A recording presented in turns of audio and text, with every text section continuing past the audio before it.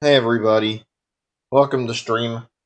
Hope you're all doing well. So if you've already seen what's going on, seen my last video I uploaded, you'll know this is my last live stream. I've thought this decision over really well and thought over it for a long time. Also, before I say any more, I'm going to get into the games. I think the menu volume and the volume mixing is a little bit... so I want to go ahead and take as little time as possible to jump into the first game. Sorry things don't sound great, I apologize. Things sound kind of bad, let me know, and I can try to fix things. But hey everybody, welcome to stream. So, I have a lot I want to talk about. I don't know how I'm going to deal with this. I have a lot I want to talk about, though. We'll have to go over it over time.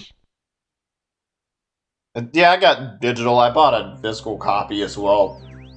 Oh boy. Here's the plan for right now for the stream, since I haven't underlined any of this yet. I intend to do the first, big boss fights of, each game. Technically, you could count that as whatever, but when I say boss fights, I don't mean just, the first boss you fight against. When I talk boss fights, I'm specifically referencing Bowser in both 64 and Galaxy. And as far as Sunshine goes, that'll be, the Peanut Park segment, when Bowser Jr. reveals his identity. Okay, this looks kind of different from the dialogue I've seen before, unless I'm mistaken. I guess I'll read it. Ciao, you've reached Princess Toadstool's castle via a warp pipe. Using the controller is a piece of cake. Press B to jump and Y to attack. A to read signs. To use the L stick to move Mario around. Yeah, that definitely looks like the thing's been the dialogue's been changed a little bit and messed with. Excuse me, Also, the text is different, I've noticed. I've noticed there's a few changes. Apparently, Mario 64 in particular is based on another version. Good afternoon. Lakitu Bros here, reporting live from just outside Princess's castle. Mario is around the scene. We'll be filming the action live as he enters the castle and pursues the missing Power Stars. A seasoned cameraman shooting from recommended angle, change the camera angle. Whatever. Can't adjust the view from any further. We'll buzz. Take a look at the surroundings. Stop and tilt the right stick forward. Yeah, there's a lot of dialogue here that I forgot about. I want to talk. I'm just trying to read this. Maybe I should stop reading. I'll read a little more. Press B to resume play. Camera mode's the R button. Signs along the wall. Or see the way we'll view these instructions. For now, reporting mod has been Lakitu Bros. Yeah, okay, good grief. That was a lot of text. More than I remember normally. Hey everybody, hey Raptor Hugh, hey Brian, if I don't already say it. Hey TNCD, and hey Ember. Never seen you before, but welcome. Welcome, no one's home, now scram and don't come back. Yeah, I already know that's you, Bowser. I'm not fucking stupid, I know exactly what's going on here. I've gotta say, in general, I'm not super pleased with, everything about this collection. It's not like it's bad, but... Yeah, whatever, I don't care. I'm not reading every single dialogue box, so it's gonna take fucking forever. Let's just ignore some of them. Anyway, like I was saying, I'm not super pleased with how everything has gone on the collection. I mean, I have a lot I want to discuss, especially about ending streams. We'll get to it. It's gonna take a little bit. I have a lot on my mind, so we'll take this one topic at a time and tackle them as I see fit.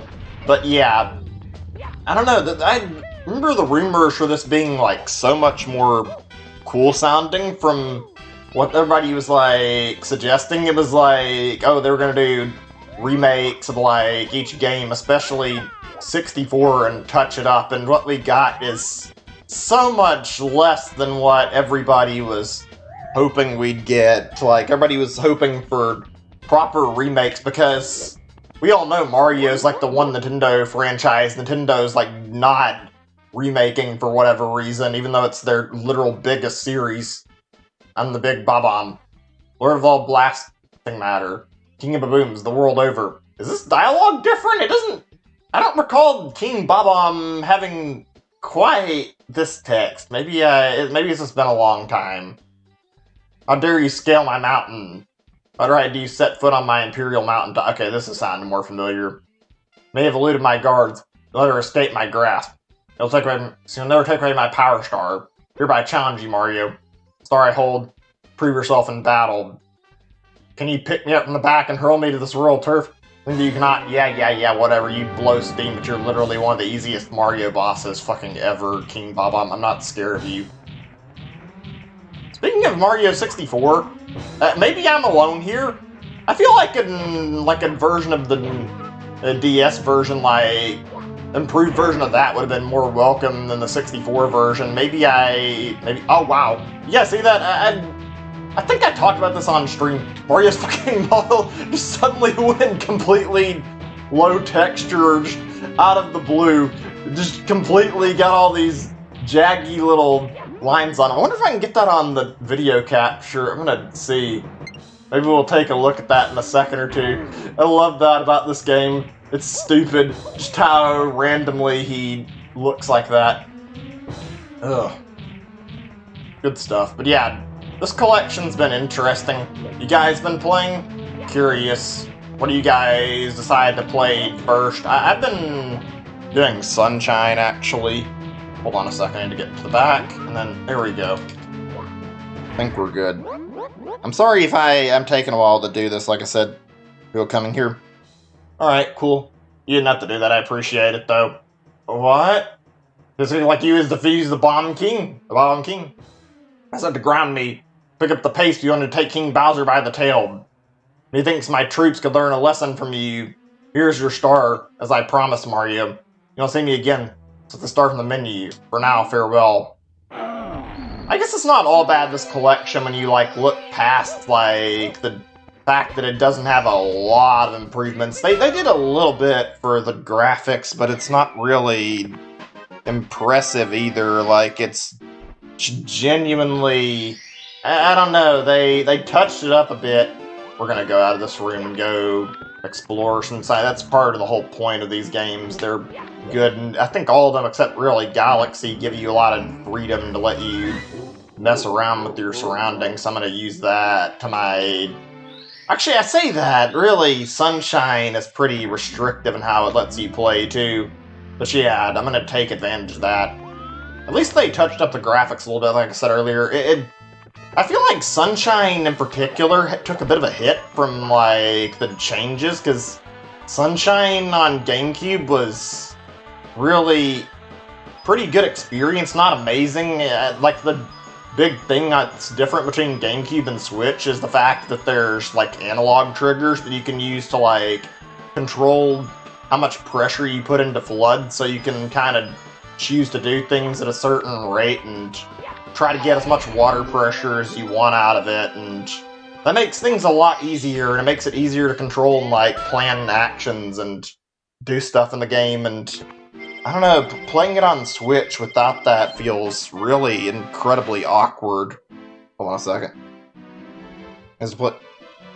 Yeah, the console scratched discs. Yeah, I don't really blame you. I probably would have missed out on these games had I not been around the right age when they came out. There's a second star in here, actually. I'm gonna go back and try to get it. I was trying to get it the first time, and I didn't get it correctly. If you get this in, like, say, I think it's 20 seconds, you get an extra star that only pops up if you're fast enough. I'm not sure what the best strategy to try and rush the slot is, though. I haven't figured out that out of all my years. This is the one star that for the longest time in 64 eluded me. After I, like, learned how to get 100% and learned about me missing one, I found out that there was, like, another star in here that I'd never known about. I had a file at, like, 119, and I had no idea what I was missing, and then somebody mentioned this to me. Talk about the most crazy and mind-blowing moment.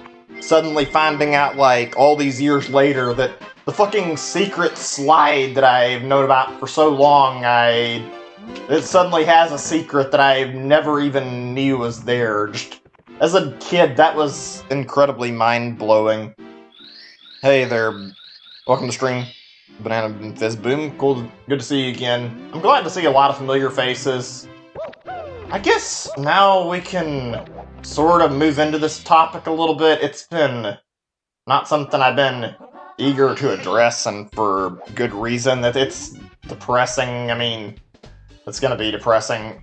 This is more about the fucking Lakitu Bro shit. I don't care to read this, but it was like boss dialogue or whatever. I'd actually read it, but fuck it, I'm gonna skip it if it's not anything actually important. Okay, where was I?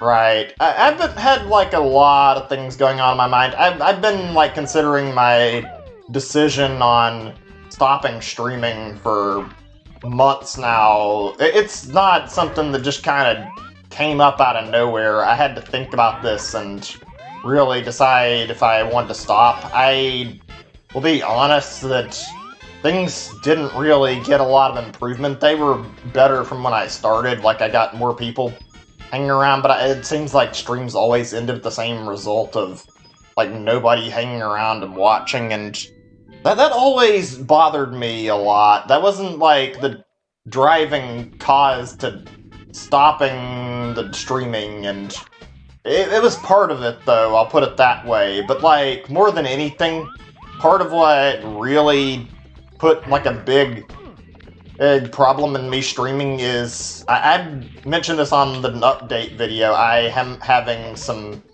depression issues, and I've dealt with depression for quite some time. I'll talk in just a second. Makes me so mad.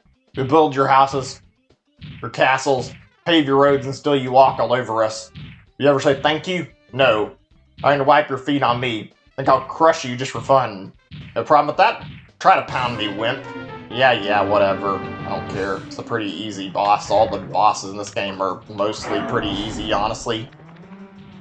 Like I was saying, though, I've dealt with it since, like, high school or something. Maybe before that. It's been basically the same thing, but I mean, if I haven't said it, I'm not gonna get, like, into the details. It dates back to, like, problems with my parents, to put it lightly. No, crushed again. I'm just a stepping stone after all. Don't grovel. Here, you and take this with you.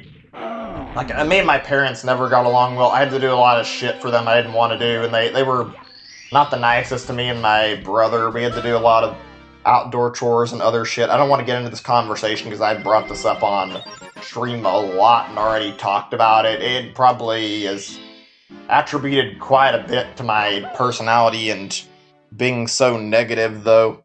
Hey, Wayne, welcome to stream. Good to see you. You must not have actually been keeping up. This is my last live stream. I decided on this, like, somewhat recently, but it's been, like, a thing I've been deciding on for a while, so it's not easy to bring up either. It's been a very, very long, thought-out decision, like I said earlier, so I guess I'll continue where I was at.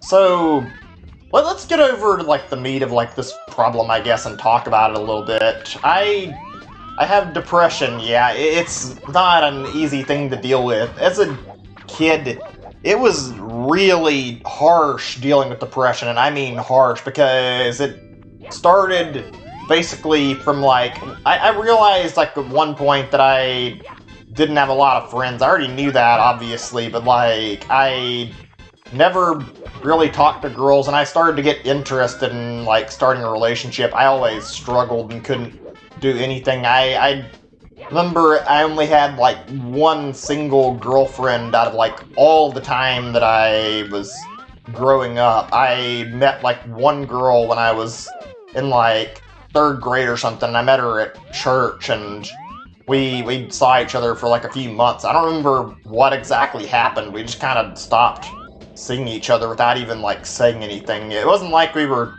bad together. I hadn't had, like, a single relationship since this point. I was really, really saddened, like, thinking back on that, about how that happened, but that's not the issue. Like, I had real problems talking to people. I think I've mentioned it on stream. I have the social skills of, like, I'm not sure what the right way to describe it is. I have really poor social skills, though. I am not good when it comes to talking to people. I end up screwing up a whole lot in conversations. I don't know if I've ever told you guys this. When I go to talk to people, usually there's like a point where I'll typically try to like start a conversation. If I'm not prepared, it can very easily just turn to me like ending up coming and then mumbling, not because I don't intend to say anything, but because I end up like losing my nerve or not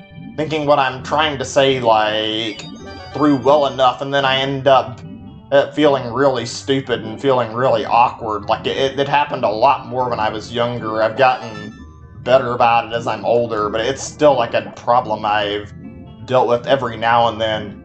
This kind of thing, coupled with like negativity, it made it really, really hard to talk to people when I was younger. Part of why I never made that many friends, and also partially why I never got into a relationship. I was always too afraid to like take a plunge and ever ask a girl out, and God, if I wish I could have done anything to change that now, because I had chances with girls, and girls that I know would have actually said yes to me, but I was too fucking cowardly and stupid to even try asking them out. It's something I physically hate thinking back on.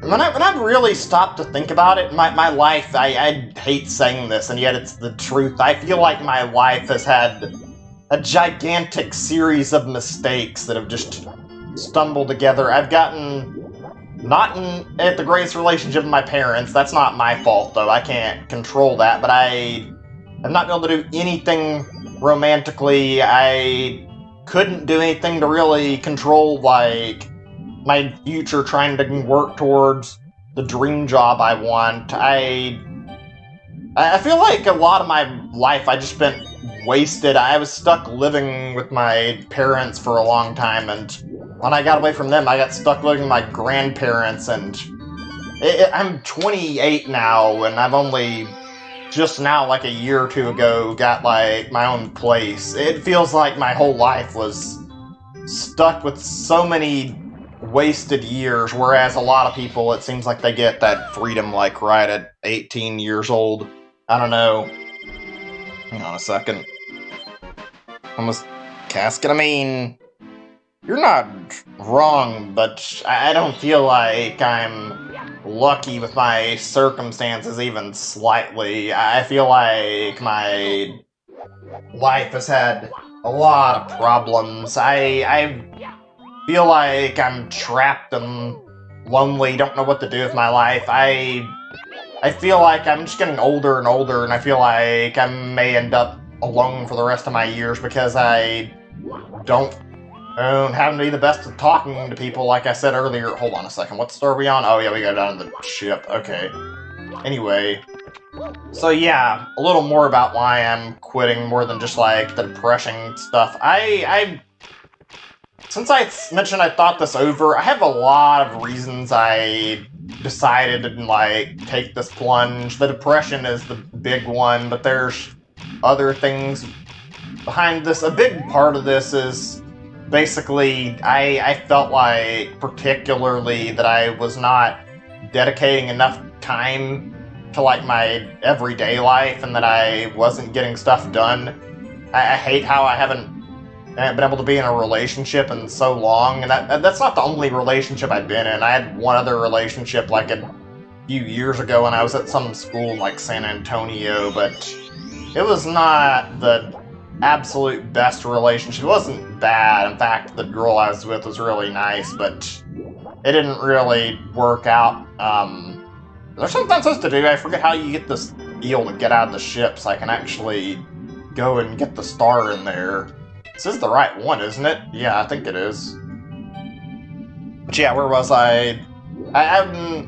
I don't feel like I'm doing anything. My apartment is kind of a mess right now, honestly. I have shit everywhere that I need to clean up, and I put off that I shouldn't. I feel lonely. I told myself I'd do like VR chat to like talk to people and try to meet people and hopefully start a relationship. I've had not a lot of time that I've logged on to that, and with streaming, I feel like I'm just going to keep delaying it as long as I have games that I'm working on playing. I don't want that. There's also a matter that I mentioned earlier.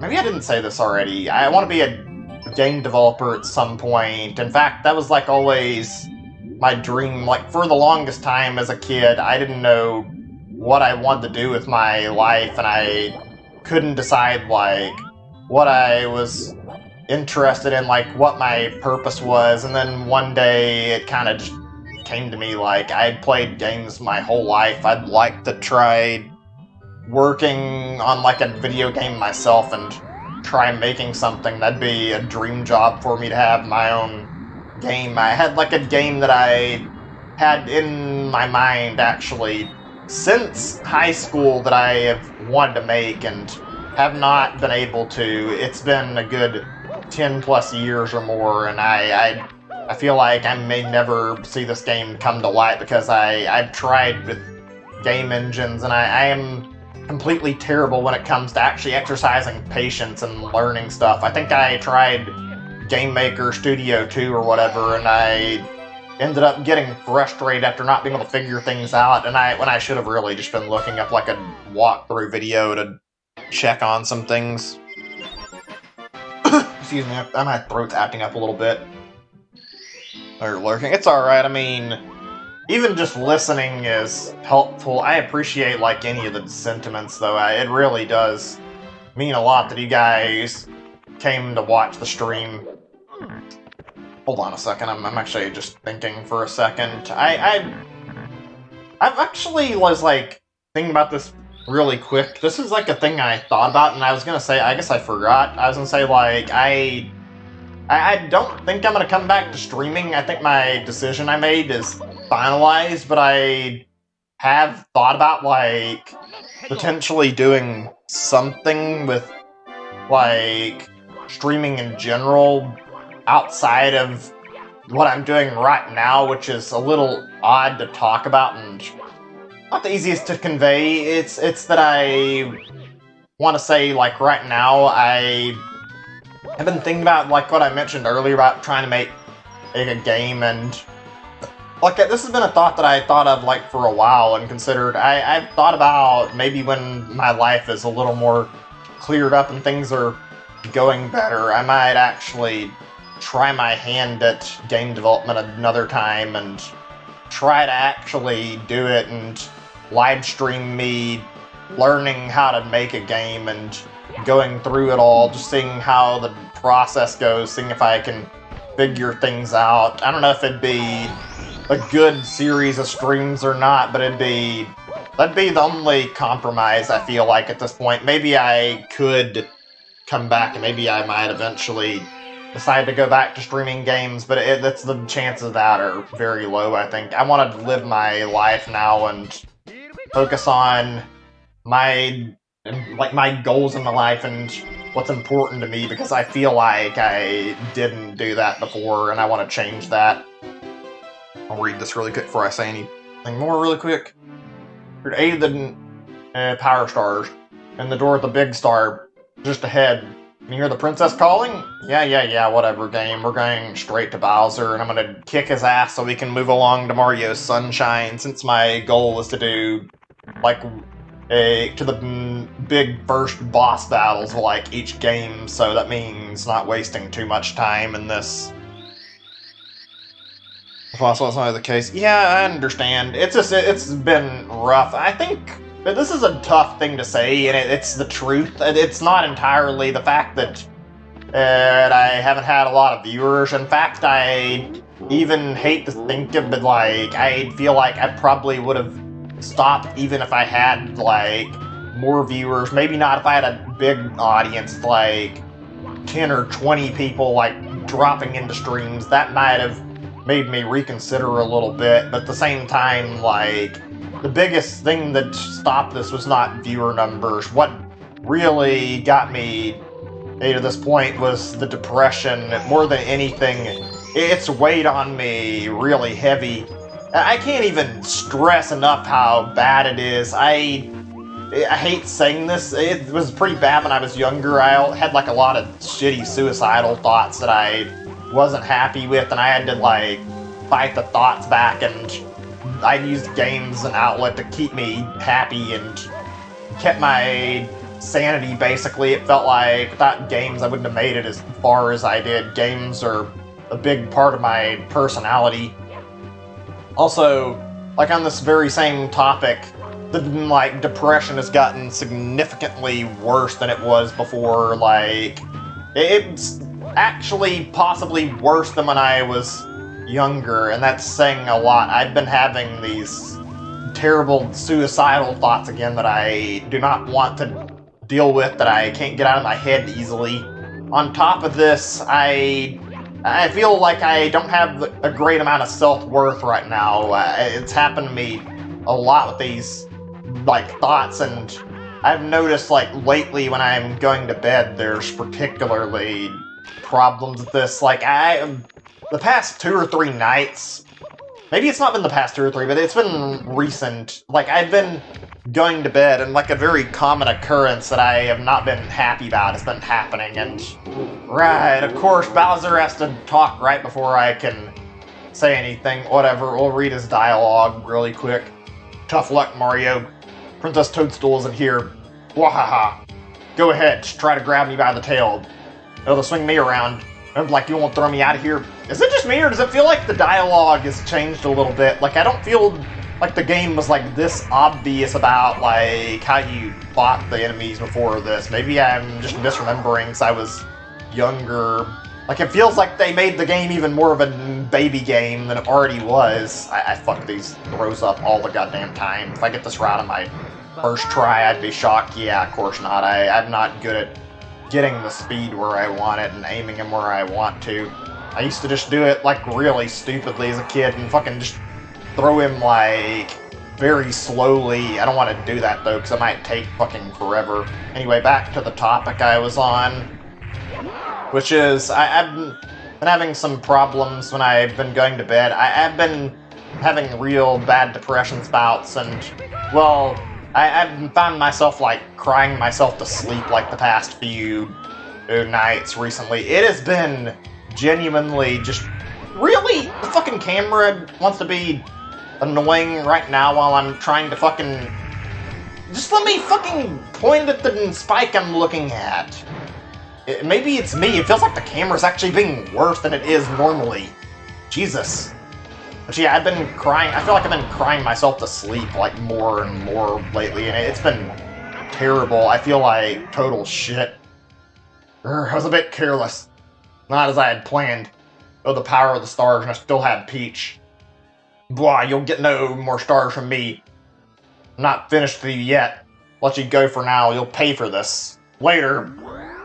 Yeah, we beat Bowser. Finally got that over with. It took longer than it needed to. Maybe not by that much, but I see a lot of people who just blast straight through this game and get through, like, the whole game in, like, 3 to 4 hours at absolute most, and I had, like, a need for pretty much 30 minutes just to get to Bowser. Okay, now that we've taken care of that, let's get back to the title screen. I'm gonna go ahead and load up Sunshine, but I'm probably gonna have to change my settings. I think the games are kind of weirdly volume mixed, so I'm probably gonna have to change my settings up a little bit. Here we go, let's load it. I've been playing a lot in Sunshine, actually. Let me see here. Okay, give me a second. I'm changing my volume so you guys can hear it better.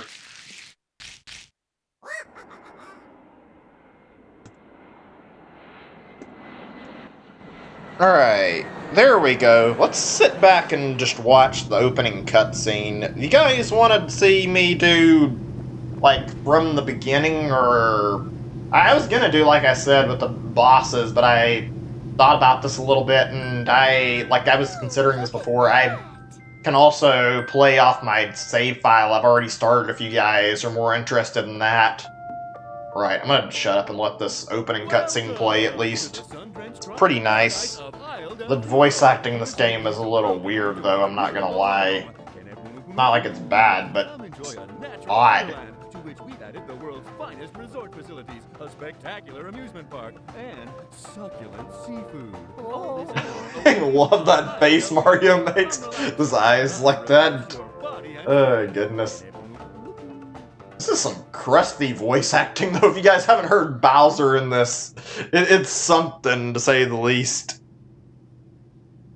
Rather may start off a new save. That's fine, I don't mind. I was not sure either way.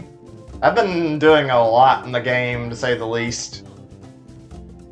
I'm actually getting kind of close to beating it already, because I jumped straight into Mario Sunshine when I got the collection. Like, I had already, like, thought it through, like, what I wanted to do, and it was mostly going to be Sunshine. I mean, don't get me wrong, I'm craving to play Galaxy again, but also Sunshine is the one that hasn't had a re-release, like, ever, and also it's just been a long time. I want to actually get, like, 100% this time, so I've been working towards that. Right, more cutscenes. We'll talk some more after all the voice acting's out of the way. I mean, I don't mind talking some.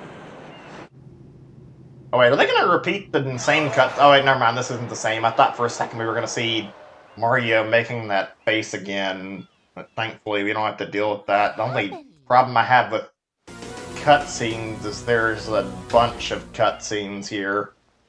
And I mean a bunch. Whew. Oh, you know, I forgot something I was gonna show you guys on stream. I'll wait a second before I do it, though. It was just related to something in 64. It's a little late for it, but I'll show you guys after I get control of Mario. Something really fucking stupid I found online that I found funny. I am most concerned with the well-being of the princess in this dreadful heat. Master Mario, if you would, cross over to that shore. You know what's sad to think about right now, actually? Toadsworth was like a big Mario character for a while. I think he got his startup in this game, and Toadsworth is just kind of gone from the series now. Like, an important character who's just gotten completely sidelined, and now Nintendo seems to want nothing to do with him for whatever reason. Like, what happened to Toadsworth? He's just in old remakes now. Like, why did they suddenly kill off the character? He's a pretty good character and a fairly unique character, and they just ditched him for no reason. I don't understand why. It's not like he's bad. He's got a very, very good design, and he's more unique than a lot of shit that's been thrown out there recently, at least with all the fucking varied toads, like that's anything creative. Ah, hell yeah, Blood. Blood as a character. More so than I do as a fucking control scheme, at least. Blood has a lot of personality to him.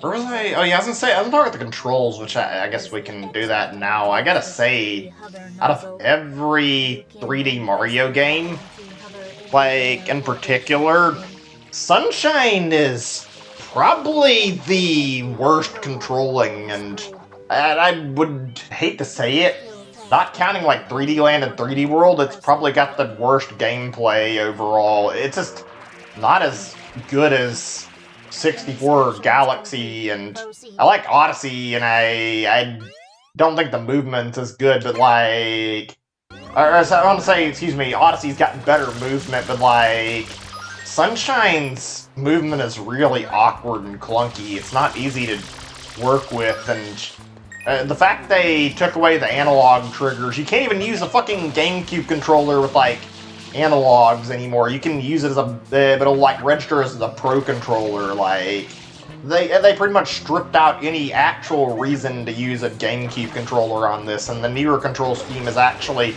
somehow worse than the previous one. Oh, before we forget, let's get that thing I was going to show you guys. I found a little image. This would have been perfect before, but this is like reminded me of a little change that I was disappointed with in this version, how they changed the dialogue. Everybody talking about how Mario no longer says, "So long, Bowser." I always found that funny. I found a really stupid fucking image that I wanted to show you guys. Just found this randomly. I don't remember how I fucking stumbled onto this. Let me get this and let me up this, like, where it can like show it completely and get this like taking up the whole screen so I can show you guys. I'll take it off after order. Where's this at? Again, stretch the screen. There we go. That'll do the trick. At friend's house for sleepover. Played Super Mario 64 all night long. Like the boss fight with Bowser because of the way Mario throws him. This will take a little bit to read it, but this is still funny as fucking stupid. It's a little fucked, but it's still really funny to me for whatever reason. I mean, neither of us had slept. They're still playing. His family is awake now and going about their morning routines. Friend's cat comes by and starts rubbing against me. Looks at Cattail. Remembers Bowser boss battle. Gets a great idea. Think it'd be hilarious if I threw my friend's cat like Bowser. Grabs Cat's tail. Stand up. Cat claws at me and starts making hissing noises. Starts spinning. This is so fucking stupid. This is why I couldn't help but laugh at this. Cat can no longer attack me due to centrifugal force. Friend yells out, "What the fuck are you doing?" Belly come into the room, nervous and embarrassed. Projectile laugh, they have a start spinning faster. Friend's dad and friend try to approach me and take the cat away from me. Maximum velocity reached. Screaming, "So long, gay Bowser," and let go. Cat flies into drywall and hits a stud behind it. Everyone is speechless. Friend goes to his cat and yells, it's dead, and starts crying. He's crying or yelling. Mom called soon and take me home. They're divorced. Jesus. Put on medication, forced to attend therapy for a long time. Never saw a friend again. What the fuck was this? I remember I stumbled onto this just randomly. Like this fucking weird, stupid fucking story. It's obviously like 4chan shit, but I found it like funny from how fucking stupid the whole thing is. I don't know why. Something about reading shit off of like 4chan like this is fucking really funny. It's obviously not real because of how like much bullshit is in it. Like, yeah, as if you could fucking pick up a cat like that and fucking throw it by the tail hard enough to kill it. That's actually kind of hard to believe. Just the sheer stupidity of like all the shit in this story. I hope you guys enjoyed that. I found that story like really goddamn dumb. I just found that like randomly. I don't remember how I stumbled onto it. Just a dumb little story I found really good. Oh my god. I could probably like do that for a while for like a stream. I wouldn't even mind. Like I've thought about like a stream of like reading just like really shitty fan fictions, and that whole thing with the cat there kind of reminded me of that idea I had.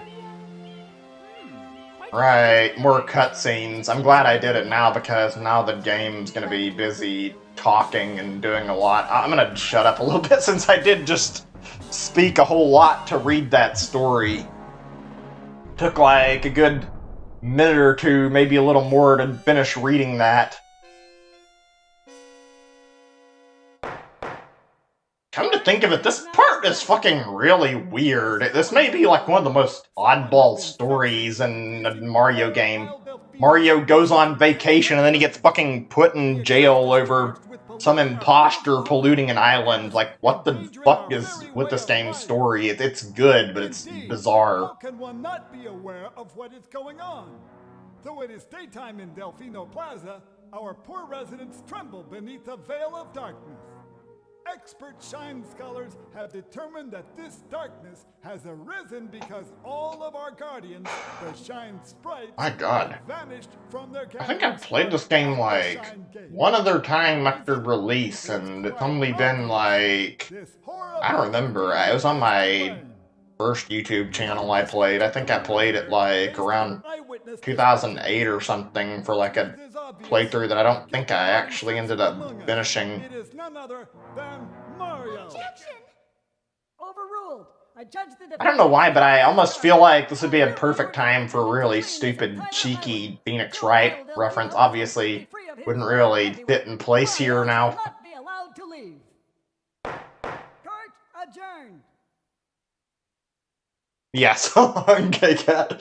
Stupid story. Oh my fucking god. Mario, data analysis verifies that Always leave it to 4chan if you're bored and you need good reading material. Just look on 4chan a little bit and you will not be disappointed by the orders of stupidity you'll find in some of their stories there. Oh, fuck. I kind of love that about 4chan, like that you can be fucking completely anonymous and just make up some bullshit. Like it's an awful site, but at the same time, it's amazing. Just the fact that you can see all of these people doing all this stupid shit on the site, and it's terrible because it's a fucking toxic cesspool, and yet it's part of what makes it so unique. The perpetrator is likely at work even as we speak.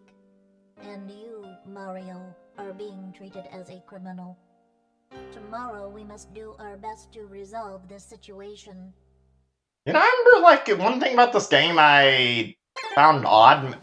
Well, there's a lot I find odd, to be honest. Like, I don't know why they chose to go specifically in this direction with the game, but that's a discussion for a little bit, not right away. Like, they could have gone in so many directions, and they chose to make Blood and make a really weird game, but I don't really mind it. Anyway, like I was saying, actually, where was I? I got sidetracked. I had a thing I was bringing up, and I forgot what I was talking about besides that I mentioned how they designed this. Oh yeah, I was gonna say, like, they didn't really do a lot with Blood and the talking thing. It's really just in cutscenes. He's got, like, a pretty distinct personality. Like, he talks to Mario somewhat frequently, and all you really see is, like, him like, basically acting like Navi in Ocarina of Time, where he's, like, giving you advice on certain bits throughout missions. Like, his personality's pretty clear. He's a very, very cautious type that tries to always get Mario to do the right things. I don't know, it feels like Blood is great, but they didn't do a lot with him. They could have done a lot more with the writing to make him a little more varied, maybe give him a little more screen time, because he shows up only so frequently. As much as there are cutscenes, I think they only show up, like, every so often, because I only remember cutscenes being around, like, particularly when it was, like, there's a lot in the opening bit. There's like a little bit for every time you say Shadow Mario, but also, like, there's really just a bit of, like, ending, opening cutscenes, and a few in between. It's very much not that many cutscenes, despite them putting a lot of cinematic shit in the game. Alright, Raptoriku, sucks you can't hang around for the whole stream, but I understand. I totally get it. I'm gonna be going for probably not a whole lot longer, actually, but not too short of a stream either. The goal was overall to get, like, an hour or two of streaming, and I feel like I've already done a pretty decent job at that, but I was going to go for trying to play every game and just chatting for a little while I did that. I figured it'd be fun to hang out and do that before I stop the stream. To be honest, like, it sucks to say, but I feel like I may not have been cut out for streaming, maybe. I don't know. I'm not the best when it comes to thinking of shit to say very easily. I'm not fair, completely unfair. Yeah, whatever, you say that, like, every time I knock you over. Mario. Right, now we chase him into the level. Pretty easy stuff to do. Like I was saying, wait, what? Oh, I have to wait on him to paint the M onto the structure. Okay. There we go. Get this up, and there we are. Let me see. I heard was to get this game into 4 different Walmarts. They all didn't have it. That sucks. I got mine digitally, but I also had like one I ordered off of Best Buy like right away to get my hands on a copy so that I could make certain I had a physical copy.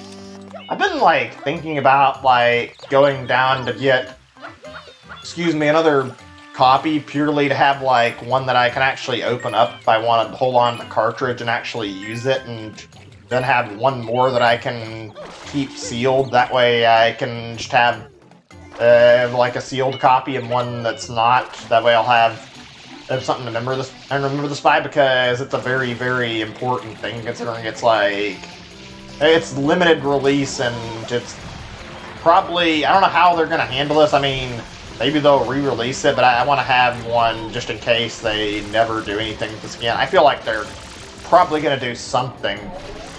You want to talk like weird things about this collection though?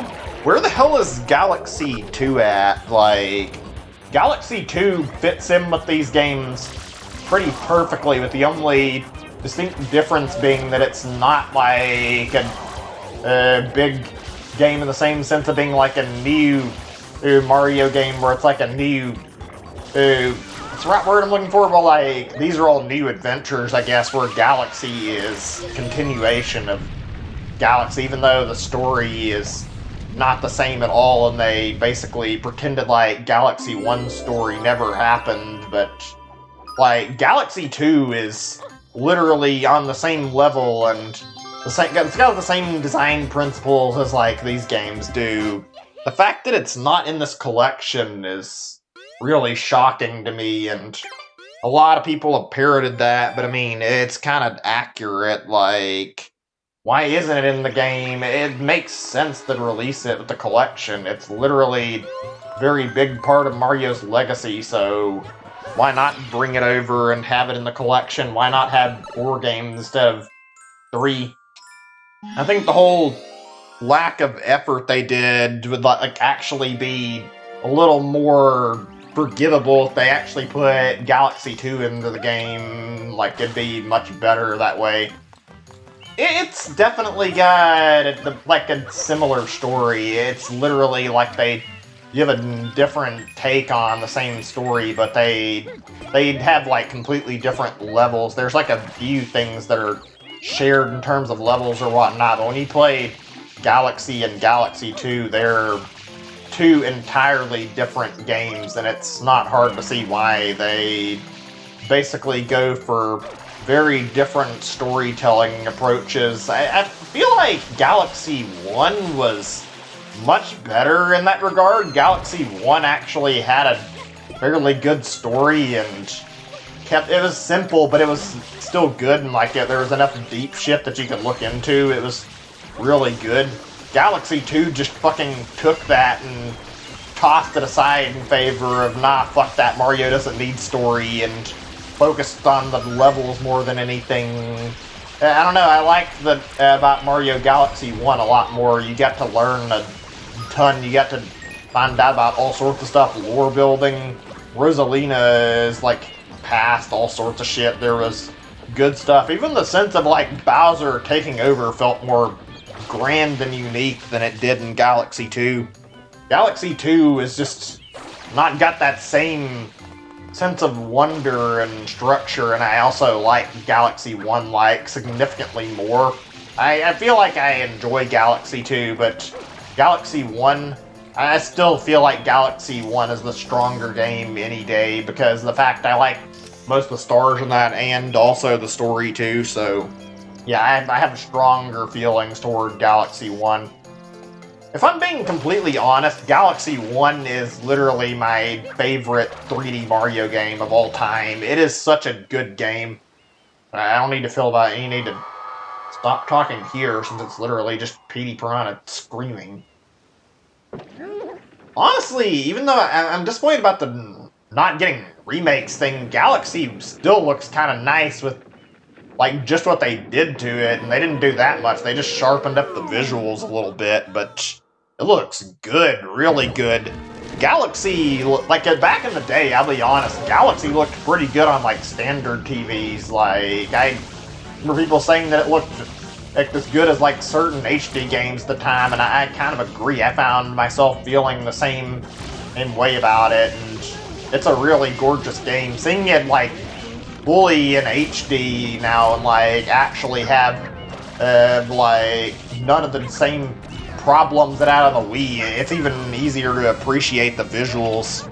I wish it got a remake along with like, I wish all these games could, but Galaxy in like proper HD would probably look so gorgeous, because as much as they didn't really change much. They just made it, I think they kind of like upscaled things a little bit and took away some of the parts that made it look like jaggy and whatnot from the Wii, which obviously that's like the bare minimum to do for a re-release.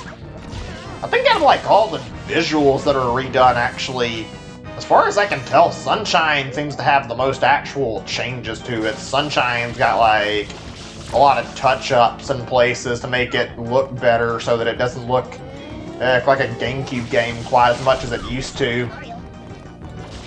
It shows, it's not like it's perfect looking, but it looks pretty nice. I mean, I'm not as big on Sunshine. Sunshine's good, I still like it. You can tell this game was the weird experimental game Nintendo made. Okay, that's weird. I swear none of the times I fought him before were like this for whatever reason, but I only did it like once or twice because I think I replayed this for whatever reason. He was not turning his head around and fucking trying to avoid me shooting water. He just kind of fucking did his stick and fucking died really quickly. Whatever. Got him down already. We need 10 Shine Sprites before I get to the point that I was referencing where we can get to Pina Park.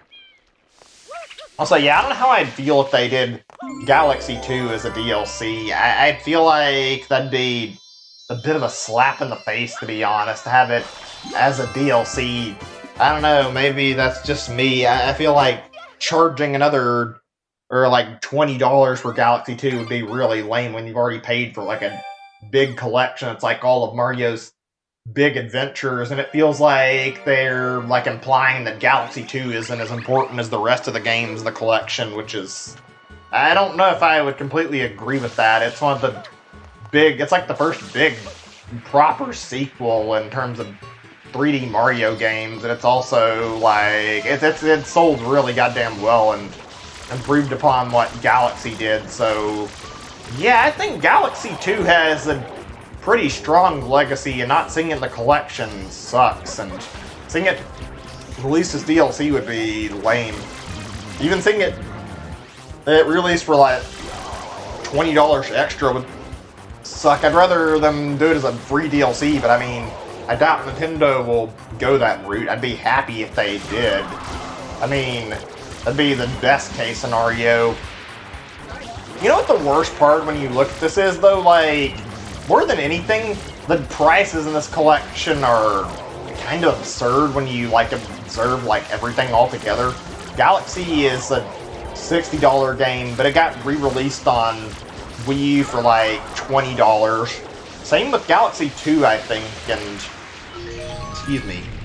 I think there was like, was it $8, $10? Sunshine's been on both like Wii and, or not Sunshine, excuse me, a 64's been on like both the Wii and the Wii U, and it was cheaply priced. Like you could get it for sub $10 really easy, and for like the case of 64 is like not that much money either. And you boil this down, even if you price these games at like $10 Mario 64, $20 for Galaxy, that means you're paying $30 for Sunshine alone if you look at it like that. That's ridiculous by Nintendo's own price standards. Like, this is fucking ridiculously priced, but I guess part of that is the fact they know they can get away with it, which sucks. I mean, it's not terrible, but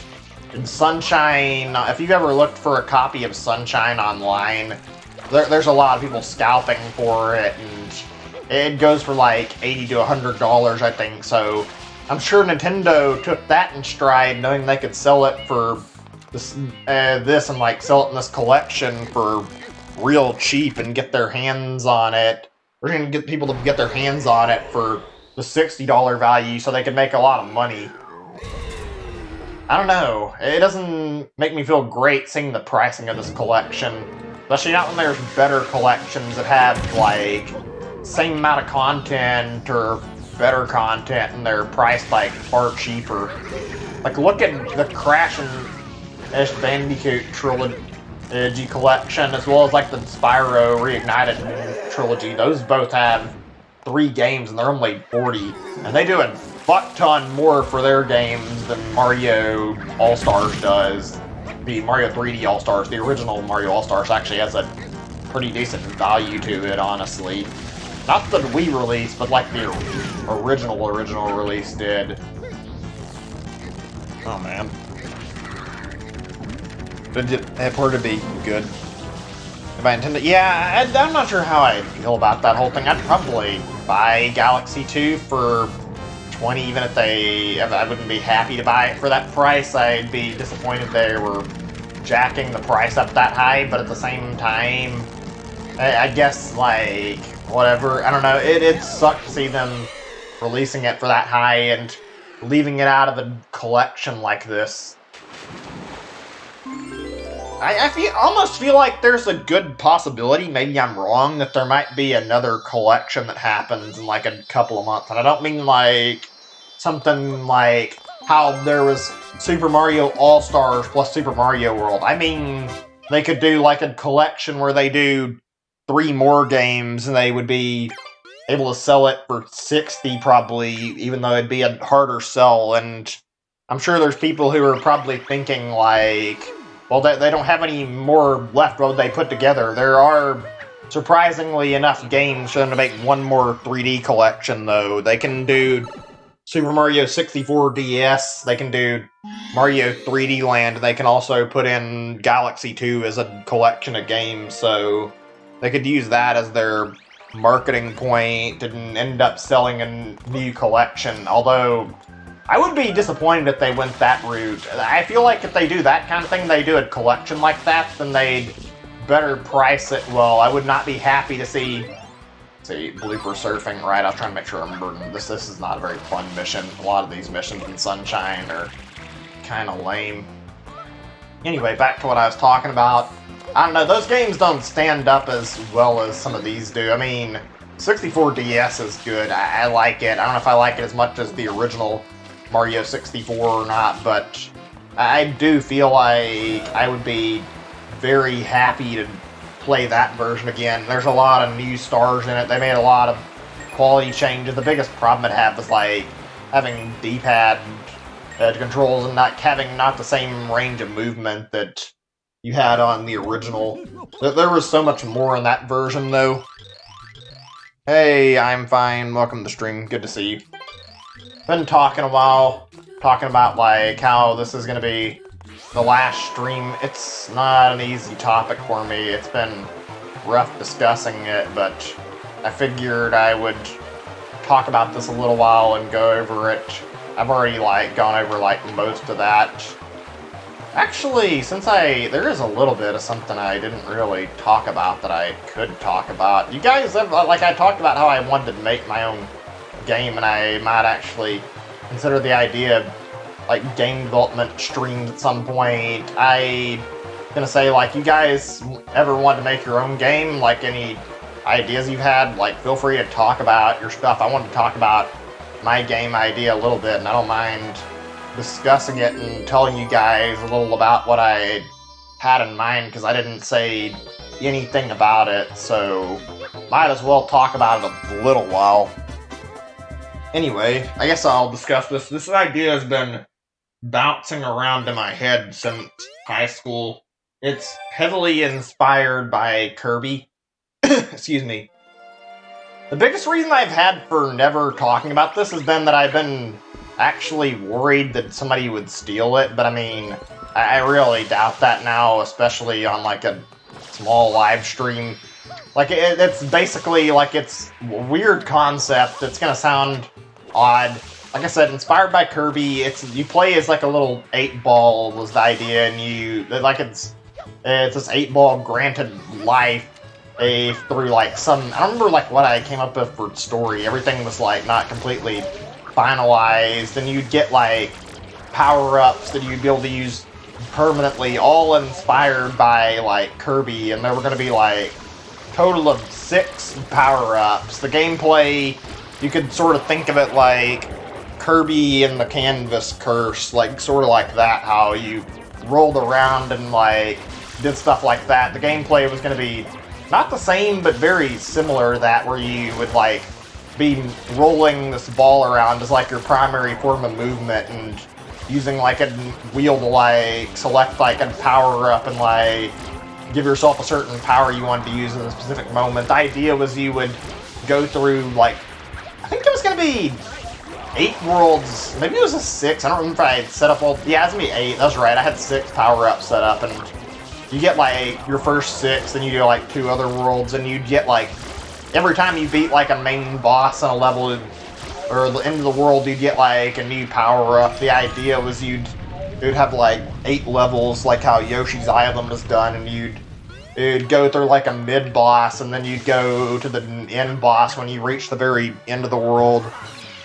The name, it's a weird name and a dumb one, just one I came up with like really quickly. I called it like 8-ball or something to try and come up with a somewhat catchy name, and I like thought of like different variations of this name, but like I've also never properly sat down and tried to really do much with the idea. I wanted to. I had mentioned my Game Maker time where I attempted and I got nowhere, and I do want to try again, but that's not really my focus. Even after I'm done streaming, like I said, and I am through today, like my primary focus is going to be trying to focus on my everyday life. I'm going to focus on trying to meet somebody more than anything, and then if I get through that without problem, yeah, I'll try to work on my game maybe eventually. It had a lot of stuff. I was like thinking about this game's story for a long time. I never really completely like finished thinking on it. I had like a lot of ideas going through for it. Sounds like a good concept. I'm glad you like it. I never, like I said, I never completely thought out like everything. It was like a weird like storybook thing. It wasn't bad. It was like supposed to start off with like this, like I said, it's an 8-ball given life, and it's like in some home with like some family that plays a lot of like billiards and shit, and once they suddenly see it come to life, they freak out and like tossed it out of the household, and it's literally like this 8-ball trying to find somewhere he can stay while he's like lonely, not having any friends, and then it like boots up into like the actual story. The general gist that I'd gotten so far was not bad. It wasn't amazing as far as stories go, but it was like he befriended like this guy for the first time, some like creature he just met, and like this is where the story took a little bit of an interesting dive, because like for the villain, I had been thinking about this part for a little while and came up with it. Oh shit, I haven't been paying attention to what I'm doing. I'm supposed to go to the Dune Bud. Give me a second. I got wrapped around talking about my game story so much I got sidetracked. Let's go take care of that. But yeah, it was supposed to be like this guy that he befriends happens to be literally like he's a prince, like his dad is a king, and on top of this king is not the kind of king you would like. He is a tyrant and very, very evil. Like, he treats his son very poorly. It's like the story is supposed to be in depth, and it's like he used to be very, very kind, and then over the years ends up going crazy and starts treating all his subjects really poorly, and ends up like devolving into a madman. And it is like a story of you like taking him down. You basically like see like the son get kidnapped by his dad's like subjects, bringing him back to the castle. That's about as far as I got from like the story. It was something I thought about for a while. I figured it was an alright story. I don't know how I feel about it. I don't know. How do you guys think of what you've heard? I'm curious to hear, because I've been thinking about this story for a little while. That's like literally all I've actually gotten done since I've wanted to actually work on this game and never really managed to. Like, I've tried thinking of like level concepts and stuff, but like without like drawing it out or working on it in like an editor, it's a little bit difficult to actually visualize and get stuff going. It's one of those things where I feel like I'm probably going to end up crafting a lot of levels by hand and like putting them together, like playtesting to make sure they're fun, and then go from there for the sake of like trying to get each level together. That way I'll know that each level will be fun. Alright, I'm glad you guys like the sound of it. I mentioned this earlier, I think I said it on my update too. I'm probably going to leave the Discord open. I hadn't decided on what to do with it, and on the same note of the Discord, I'm going to keep it open for like daily updates. I might do movies and stuff every now and then. I think like every week or two, and maybe at least once every month. If not, I'd like to try and sit down and we could watch movies as a group. And this is how if I actually get back into this, I could like talk about if I'm getting any development gone through and actually doing anything, and if I actually start streaming again to do like game development sessions. So I'm gonna leave the Discord open for the sake of not only that, but to like actually sit down and make sure that I can like, we can just chat and play games and whatever. It doesn't have to be closed down. I've thought about closing it, and I ultimately don't feel like I really want to.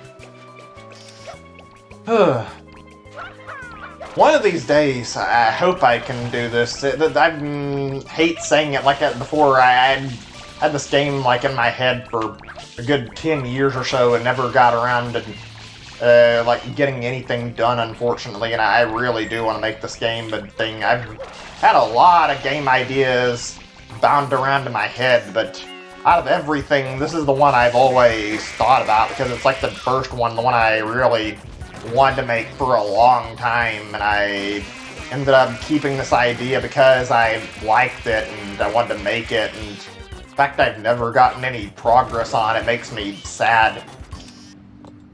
If I have like one ultimate goal in my whole life that I'd really like to do, I'd really hope that eventually I could make my game into a reality. I would be very much happy if I could make my game real. It's something I really, really want to happen, obviously. I've seen people do like similar ideas. Thankfully, nobody who's done the exact same idea that I've came up with, and I'd hate to have somebody come up with an extremely similar idea and then accuse me of stealing from them, because I literally had this idea thought up so long that it would suck to not be able to make it after just like remembering it so long. This is practically my brainchild at this point. It just wouldn't be right to just completely toss this aside. I don't know. I've had interesting game ideas that I've wanted to work around. Maybe I'll talk about those in a little bit. Where was I before I started talking about this? I got really, really sidetracked, and that was my bad. I wasn't intending to, just kind of happened. That's just part of my personality, I guess. I don't remember, actually. Well, whatever, not really that big of a deal. So, what have you guys been doing? Yeah, like I said, you guys been playing the collection. I think, Ember, you mentioned you just got your hands on it. For anybody who is playing, what games are you guys checking out first out of the collection? Hi there, welcome to the stream. Yes, this is my final live stream. This is, pretty much is going to be more or less me quitting YouTube, possibly like for good. There's still a possibility of me doing more stuff, but this is really just the last stream I have planned to do. Things didn't go as I had hoped, and I want to put my best foot forward into focusing on my personal life. I explained this earlier. There's a lot of stuff that led up to my decision, and it all kind of boiled down to this. Why? Well, I did just mention it, but also depression is another big thing out of it. Like, it really is a lot of me trying to get my life on a better track. I feel like things are not going as great as they could be. I feel like putting down YouTube and live streaming is going to open up things for me to focus on putting my spare time towards things I need to and should be doing. I want to get on VR chat and meet people. I want to start a relationship. Like I said, I had trouble talking to people, meeting people, so yeah, I feel like this is the push I need, is to get away from streaming for one, get this depression to be lessened by me making strides in my life. I just really, really want to make sure I get something done. I'm not going to be happy if I keep streaming with, not anybody really checking out the streams. It just hurts too much to keep doing that, and I want to be able to actually make progress on my life, like I said. It's been long thought out.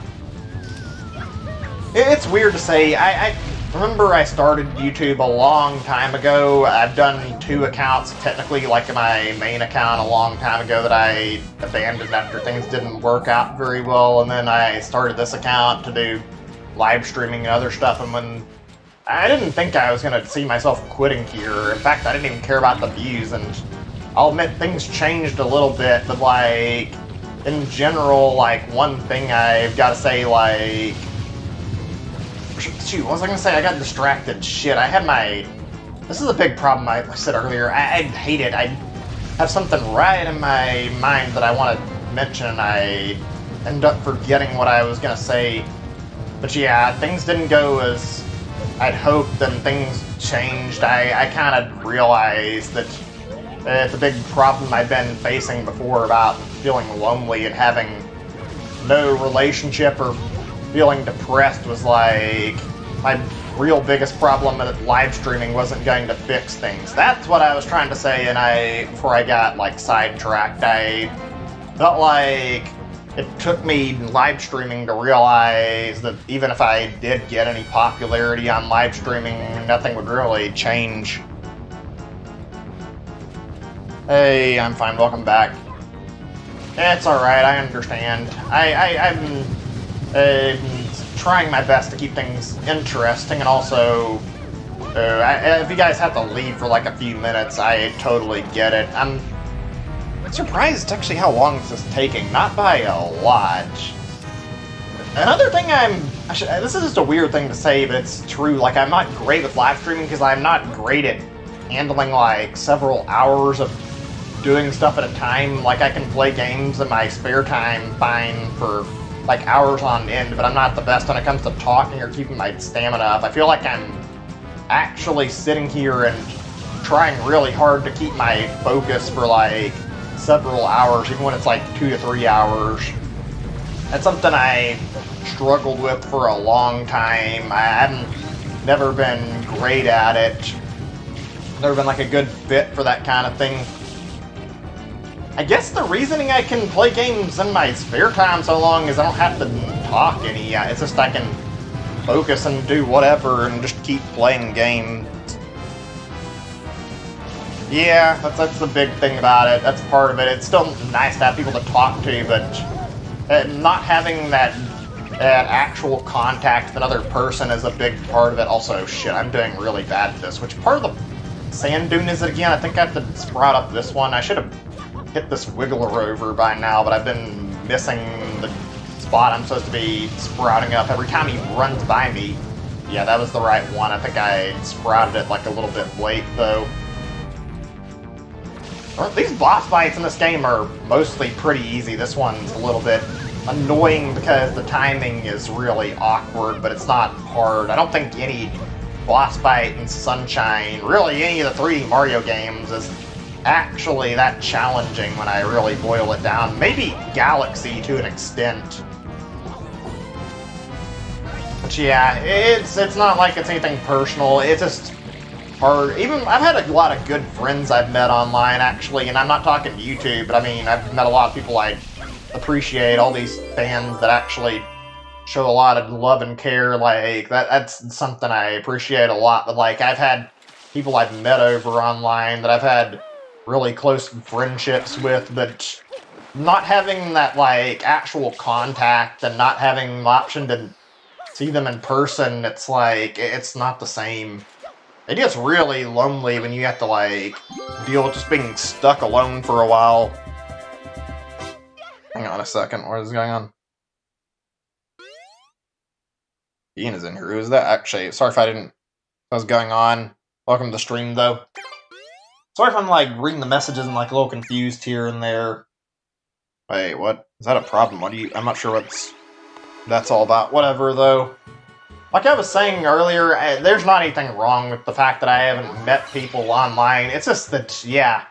Actually, there's an interesting thing I should talk about here. Or maybe interesting isn't the right word, but you look into, like, studies or just, like, movies, anything that depicts this, like, one thing about being lonely too long and not being around other people, loneliness can actually fucking drive you to being insane. Like, it can fucking just destroy your sanity completely, and it's not a pretty thing to see what it does to people. I genuinely don't want that happening to me either. Like, I watch and look at stuff like this, and you see people who are, like stuck alone so long, and they end up, like, stuck with nothing to their thoughts, and you see, like, over time, their minds, like, slowly just deteriorate, and they like, lose the ability to think rationally. It's a creepy thing to think about, but it's very real and also very scary to think about. I don't have, like, that much interaction that I do in my personal life either. I go out shopping, I do, like, things I need to on a daily basis, and I see my family every now and then, but I don't get out enough, honestly. Yeah, I want to meet somebody, obviously, where I'm not going to get coronavirus. I don't feel like I can really go out and meet people right now anyway, even if I wanted to. I have thought about, like, going to, like, a gym and trying to meet people, which that'd probably be one of my better bets, I'm assuming, because there's a lot of people at gyms, probably same purpose of either getting fit or getting, like, stronger or something, and that'd be, I could talk to people. I don't know, it's hard to find people to interact with. I honestly wonder if maybe, like, after I had met somebody, I'd be fine to come back to streaming for at least a little while, just because of the fact it might be easier to talk with, like, somebody else involved in my life, and oh shit, we need to get on the fucking tail! Fuck. I hate this fucking level, it's legit one of the most annoying sunshine levels. The Sandbird. Whatever. But yeah, I'm not good at talking to people, like I said, so it's awkward. It's part of what led me to thinking about and mentioning, like, VR chat, like, before, like, as an area I wanted to, like, try and go online and meet people, and one of my friends I know already uses it a lot and says he hears about, like, a lot of stories of people meeting their, like, girlfriend or boyfriend via VR chat, and considering that, it's like, it makes me think maybe it's worth a shot. Are you fucking serious? Good grief, fall off the fucking tail immediately. Whatever, I'm gonna fucking beat this goddamn Sandbird shit regardless of whether or not I have to try like 5 or 10 times. I doubt we'll get that far, but still. Weird how I'm not doing the best and I'm not struggling a lot, but like on my other save file, I shit you not, I have like fucking 30 or something 1-ups right now, whereas right now I'm like struggling to stay alive and do my best here. Not horribly struggling, but not doing great either. Like, I'm falling off the Sandbird and losing a lot of fucking lives right now, whereas my main save has, like, all these extra lives. We're about to do the fucking dive again. Oh, we're about to do the dive, aren't we? I need to get on the fucking cloud I was on. That blue coin cloud wasn't just for the blue coin. For the sake of getting on here and getting back on. No, no, no, not again! This level can go fuck itself. It's not a very fun level compared to all the rest of them. I don't know. Anyway, like I was saying, yeah, I've heard a lot of stories, people meeting up on VR chat. I met a lot of good people online, had a lot of close friendships. I'm bad about keeping in contact with people, unfortunately, though, so it feels like I've broken up with like part of my close friends I talk with just because of not talking in a long time, and the depression definitely had like a bit of a role in that for me, being afraid to like talk to them again because of depression problems, and it sucks. I don't know. I know they're my friends, and now it's just awkward to even say anything, and it's a problem with like that headspace that comes with depression, like not wanting to talk to other people, being afraid to confide in people about your problems. Ugh. I met like a good chunk of my best friends online, same as you though. I know about how good online can be for meeting people. Also, like I said earlier, I've heard like a lot about people getting into relationships over VR chat, and apparently like I've heard about a lot of people who are even in the same area as me that have gotten in relationships over VR chat, like a lot of people who are from the Texas area, which is where I'm from. So I figure might as well be worth a shot. What else do I have to do? I don't have much to lose for it. Talking, my brain's getting maybe, I don't know. Autism and Asperger's are a hell of a condition to deal with, and well, I say Asperger's and autism. I have Asperger's autism. You guys know what I'm saying, though. But yeah, it's a hell of a condition that makes even the most basic of social interactions awkward sometimes. It's not a fun condition to put up with. I think if I'd done things right in high school, I'd probably not have been in this scenario, and I would probably be married with kids, but there's no point in beating myself up over that. There's no point in getting frustrated over something I have no control over. It's already far too late. I was not the smartest kid in high school. I'm genuinely... Like, shit, what was I gonna do here for the last shine? I guess we'll go back to... We'll do Bianco Hills again. I was gonna say... But yeah, I was not good at figuring things out, and I tried to shoot for the prettiest girl, and that obviously was not a smart idea. Ugh. I regret that decision so much because I already know that if things had worked out and I hadn't managed to get a chance at that girl, I wouldn't have really probably liked how things worked out. I had met like a lot of other people that I wish I had even tried to ask out. I didn't come to my senses, I feel like, when it came to romance until it was like way too late. I remember like one particular thing from high school like really well, actually. There was one girl I remember meeting that I had I remember we had like actually pretty decent chemistry. Like I remember meeting her when I was in, I believe, my junior year of high school, and she was really, really pretty. She was like a sophomore and I was a junior. Wait, shit, I didn't read the text at all. That was my fault. Hillside Cave. Okay, just checking. But yeah, she was really pretty. We got along really well. Unfortunately, she already had a boyfriend at the time we had met, so even though we had like a lot of chemistry and what seemed to be like pretty mutual feelings for each other, like I never got to date her, and I know that's not really my fault. There were obviously problems problems though there that I could have like taken action on that I can talk about, but like it made me a little disappointed, and I talked to her a lot. We were like best friends, and I felt like we had like something going on more than just like friends. Like I remember we got along really well, and I remember like I think it was like a prom. I never actually ended up going to dances or proms or whatever because I didn't really like getting out when I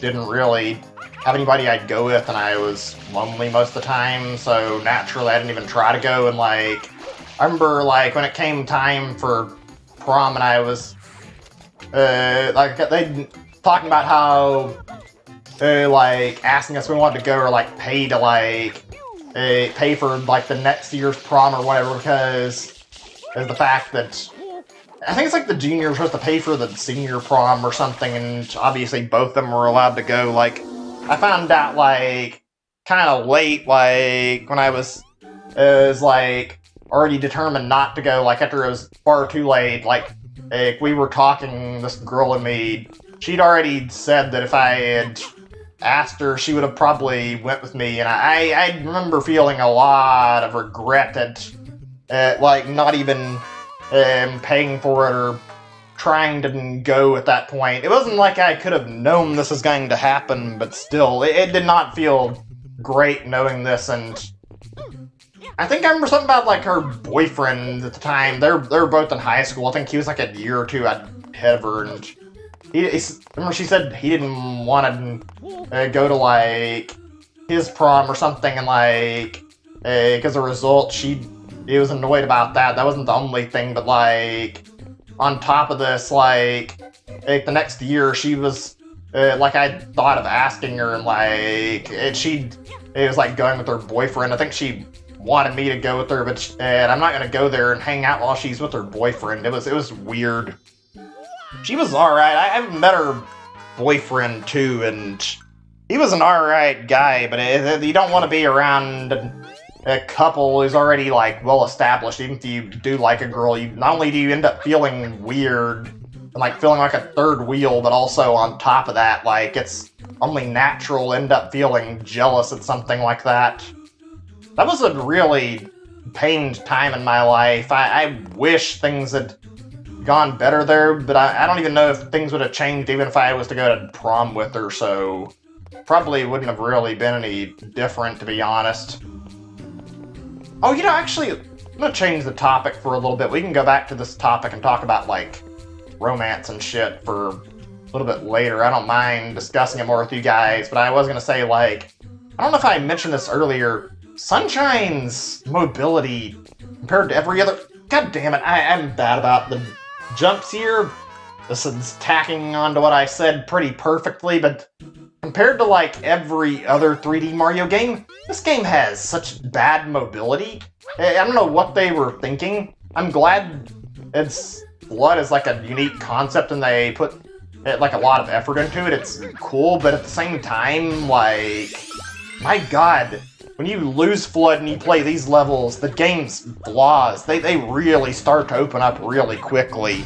Your fucking scenario here while you're sitting here and trying to make these jumps, doing your... Oh shit, I don't know why I thought that platform was gonna move even though I was sitting still for like quite a few seconds. Anyway, like I was saying before, or yeah, like, you're so much more stripped of your movement than every other Mario game. Sure, you've got your side flip, you've even got this neat little spin jump you can do, and you've got your triple jump and whatnot, but like, there's so much missing. You can't crouch, you can't backflip. I'm trying to think what else is there that's not here. There's no punching or kicking, and one thing I've noticed that I almost forgot about, like one thing that's a problem in these levels particularly is, in every other Mario game, there's no problem like this to like a huge extent. I think in like Odyssey you have a similar situation with like the Lost Kingdom, but like here, not only do you not have some of your movement that you have normally with Flood, they take away your like insurance to like keep yourself alive. Like, that's a big part of Mario games, is having like that backup of having... I thought I was away from the edge of the block! Jesus, these levels like this are not my favorite. Did I forget the 1-up? Fuck, whatever. We're going back in and going to get the Shine Sprite regardless. I don't care. I'm gonna make sure I collect it and we're gonna move along to Peanut Park. Kind of surprising that I had managed to get like all those 1-ups in my other save file, and here I am having a game over in my other save, whatever. Anyway, where was I? Got sidetracked again. Right, yeah, the movement. I don't know, this is not a great system. It's not terrible, but taking away Flood in particular feels like a really weird decision for any of the levels. It's not fun to put up with, and like I said, you don't have that like insurance that you can keep yourself alive like you do in other Mario games when you're missing Flood. You make a fuck up while you're playing like that, you're dead. You're not getting away from it. You're gonna fall to your death. Every other Mario game, there's something. As far as 64 is concerned, you can kind of like punch and kick and whatnot, and like carefully move yourself around and like control your movement. In normal gameplay, it's not really a problem worrying about like where all you're going to land at, because you've got the Flood and like the hover nozzle to keep you from having these problems, but not in those areas. Galaxy Spin Jump kind of fixes it, and I mean Odyssey, whoever complains about having control problems in Odyssey when the game fucking controls like probably the best out of every 3D Mario game. I don't know. It's not great seeing the controls in this game. I mentioned that. I think I did mention that earlier, actually, but god, they could definitely have sharpened up the controls a little bit. Shit, did I actually do this before? I thought I had to go over, like actually from a distance, whatever. I've wasted extra time, but who gives a shit? As long as we get back in the level and actually handle this, it's all that matters. Hi there, 2K Gameplay, welcome to the stream. Not sure if I've seen you here or not, but welcome nonetheless. I don't recognize the name right away. If you're somebody who's been here, sorry. Especially if it's like name change, that's really awkward seeing somebody who's been here, but not being able to tell who they are because their name is different. Welcome nonetheless. Oh, you're from Member Server? Welcome. Appreciate the company though, it really does make things feel quite a bit better to have more people hanging around. Ugh. Oh shit! That was close. I'm gonna have to shut up for just a moment until I get a little further in this level, because holy shit, is this fucking dang hard and driving me insane trying to beat this. Until I get this one shine sprite, I think. Okay, I need to line this up.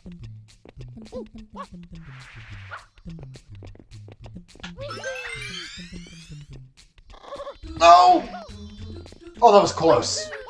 Okay, thank God that's over with. I was getting tired of falling and dying like every single time I went through that section.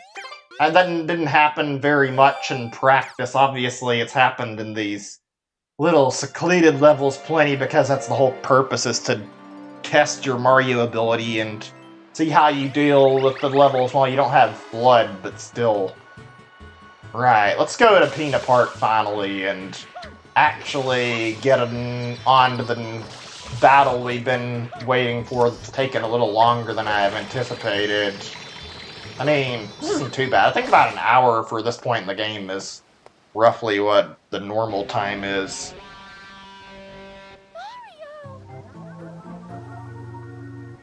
This whole game's story is a fucking weird story.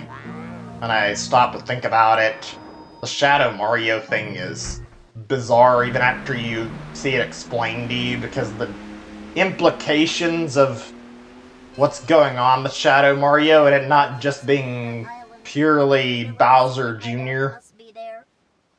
Also, it's even weirder to me to think that this is the game that Bowser Jr. originated in, even played it, like playing it back in the past. It just doesn't feel realistic. He originated in an old GameCube game with really weird, different theme, and also kind of not the best voice acting of all. Although, not really like that's a bad thing, just odd to think about the fact that his appearance in a Mario game the first time was in a bit of a crusty Mario game for lack of a better word. Not like it's a bad game, just it's not the same quality as 64 and Galaxy in my opinion. It's still good though. I know a lot of people like this game, and if you like it more, then more power to you. I just don't think this is as strong because of how loose it controls, and there's a lot of things about this game that could be better. Here we go! The big moment that we already all know. I've mentioned it already and spoiled it a little bit, but I mean, this is like a very, very basic level Sunshine spoiler, so me saying this doesn't really say very much, honestly. This is kind of a neat little boss fight, though. I did like how they handled this. What happened? Did the perpetrator get away? I love Flood. I do wish he had some more lines of dialogue, though. I wonder how this game would have turned out if they actually managed to put in more dev time, because this game actually did get rushed out of development for anybody who's, like, not completely in the loop about it. Apparently they... I don't know if it's like about a year or what, but they rushed it to be a launch window GameCube game. I'm not gonna bother reading this, I don't really care right now. I just want to get straight into the action. I might not have read very much in the Sunshine dialogue, and if I haven't, my bad. It's not been my intent to short staff it while I've read like a lot of what's in 64. It's just me trying to make a little bit of time to actually talk about stuff and wanting to do quite a bit of talking rather than have the game take up all of my focus. I'll try to read more in Galaxy, especially since I actually have like a fair amount of care about Galaxy and I really love that game, so I feel like I want to get like quite a bit of reading for that game script out. Oh man, Galaxy's fantastic. I love that game to pieces. It genuinely is just an amazing game. It still amazes me the people... Shit, I didn't mean to launch that. Whatever. Like, it still amazes me that people shit on Galaxy for not being the same as Sunshine and 64, even though its structure is really similar. Like, the only thing that's that big and different about Galaxy is that it's not, like, the same open world kind of structure that these games have, and... I mean, if you're gonna make that a complaint about these games, then you might as well criticize Sunshine for taking away openness too, because Sunshine makes you do missions in like specific order. You can only like disobey the Shine Sprite order to an extent in this game. There's no way to really skip over certain stuff. It's just go through them all. I'm also not a fan of how the story progresses, or I guess that's the right way to word it. You reach like the final boss via like beating every world's like levels up to episode 7 each. It's a very, very simple linear structure. Bowser scares you. I don't know if I find it scary, but then again, that's just me. It's ugly, that fucking Mecha Bowser thing. Such a silly dialogue. Mama Peach! I won't let you take Mama Peach away! Silly. I love it. Goofy dialogue. Written really oddly. Why does this feel like it's written like a cartoon? Yeah, whatever. But yeah, big shocker. Bowser Jr. is actually the one who was causing everything. Shadow Mario was just the result of this paintbrush. You know, I never understood this completely. I think I watched like a video about this by MatPat. Normally, you guys would probably say like MatPat's theory. He does end up stretching the truth and aren't really that accurate. But like one thing I've seen that he's gotten right, that at least it seems like it, like Egad does not seem like the kind of great guy that he's led on to be. We'll have to talk about that in a second. I mean, it's not like Luigi's Mansion 3 painted him in the best of light either, though.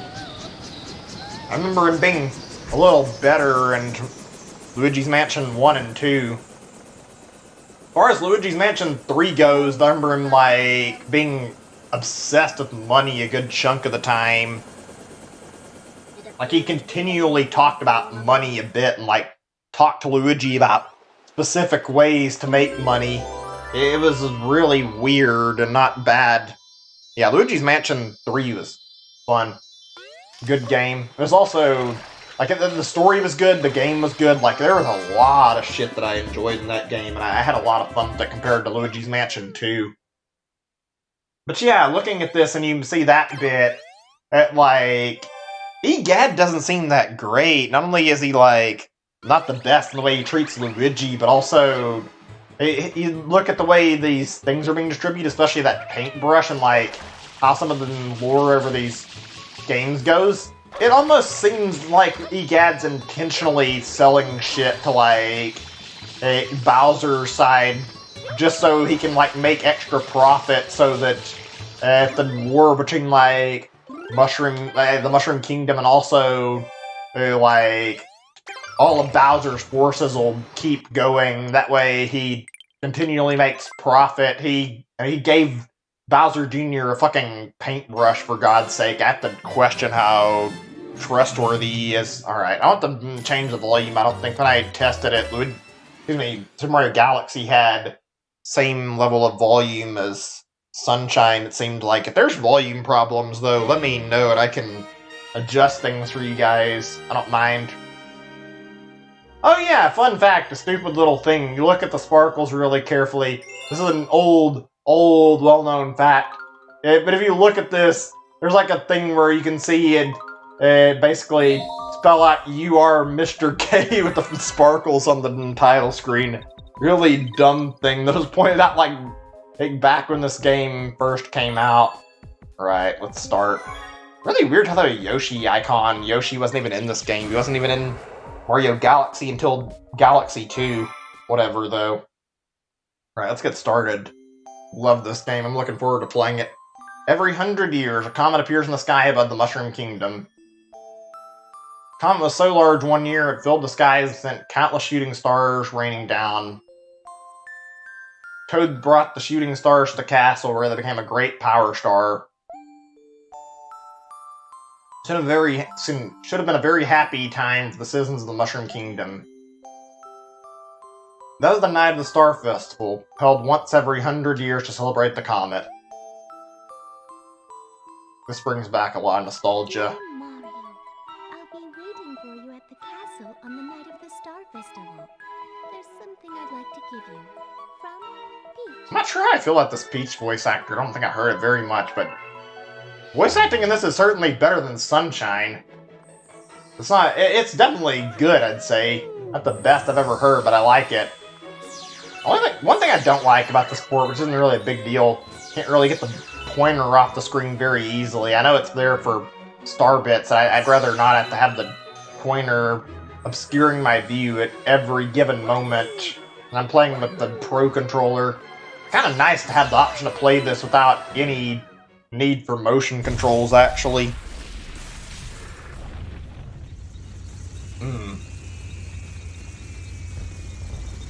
You're gonna go? Alright, man, I understand. I'm like 20 minutes from hitting that 2-hour mark, and I was gonna go for getting the first Bowser fight in this. I'm wondering if I should call it earlier than this. I did do quite a bit already to go through and do, like, everything I did. It's not like it's been a very long stream. It's been not that long. It's still, like, not even 2 hours yet, but I don't know. I don't want to do a whole lot, and I wanted to do quite a bit. I don't know. We'll see. I might stop early. I might continue and go, like, all the way up to Bowser. If it's possible, I might stop this shorter than I expected, though.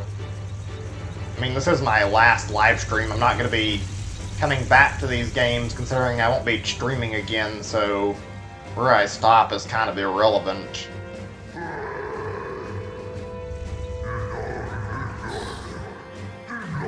It's so weird to see this voice acting. It's not like it's a bad thing as Bowser talking, and his voice is like so... It's like so gravelly sounding and like hard to understand, but also you can still understand it in like English. It sounds really goofy. I kind of wonder why they went from having a voice for Bowser to trying to strip his voice away from him completely. Like, I noticed, like, in later games, they kind of removed Bowser's talking and they stopped letting him talk, which is really weird to me. It's not like it's terrible, like I said, but I find that jarring. Like, why did they suddenly try to force Bowser to be silent? That's just not right, in my opinion. Bowser's always been a villain with, like a personality. Like, ever since they started giving Bowser personality and letting him talk, I feel like they should have kept him talking. They've kind of fixed things and let him talk again, but taking his voice away was a really weird thing Nintendo did. I think the first game they really, like, started on this trek of, like, stripping Bowser of his voice again was like Galaxy 2, I might be mistaken, because I don't recall Bowser talking in Galaxy 2. He had like dialogue, but I don't recall him actually saying anything out loud. God, the cinematics in this are gorgeous. I think this was a Wii game, for God's sake. Sometimes I forget this was on the Wii, even like with updated visuals, which isn't like the best upgrade. It looks really good, and even the Wii version looked fantastic. This game was ahead of its time, I feel like. Hi there, welcome to the stream, and no, this isn't Minecraft. The title doesn't say it's Minecraft though, so I don't know why that's even being commented, but okay. Sure, that was a joke, but still.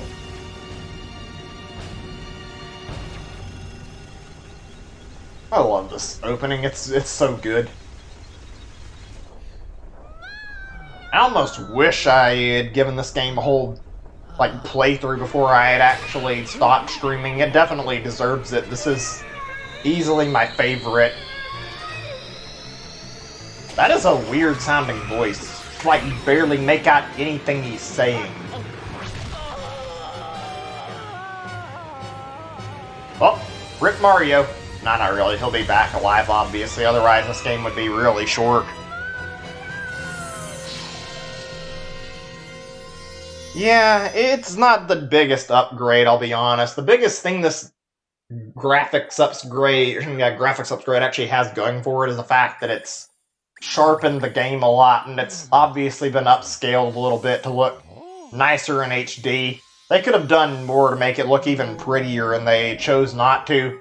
They wouldn't even need to do a full-on remake. They could just do like a bit more in their remastering to make the graphics look even nicer, but I'm not dissatisfied with the way it looks. It looks really good still. Finally, you're awake. Let's play. Yeah, whatever. Gotta catch the bunnies. I know, blah, blah, blah. This isn't the hardest thing in the world.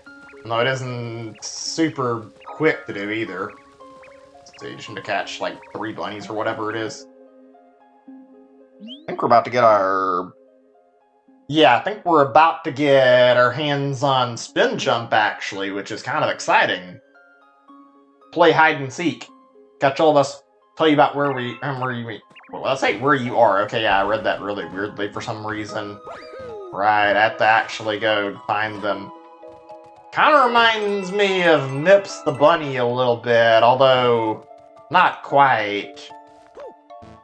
You know, I wonder, like, I was playing Mario 64 earlier. I wonder how many of those bugs that were in Mario 64 actually got fixed. I know they actually fixed, like, the whole backwards long jumping thing a long time ago, and it's not in the game because of that. Yeah, I caught you. I gotta catch 2 more. I wonder if they caught the Nips thing, like they fixed that clip thing you can do with Nips the Bunny while you're hitting in the pipe. Whatever. I don't want to just catch the Lumas and move along.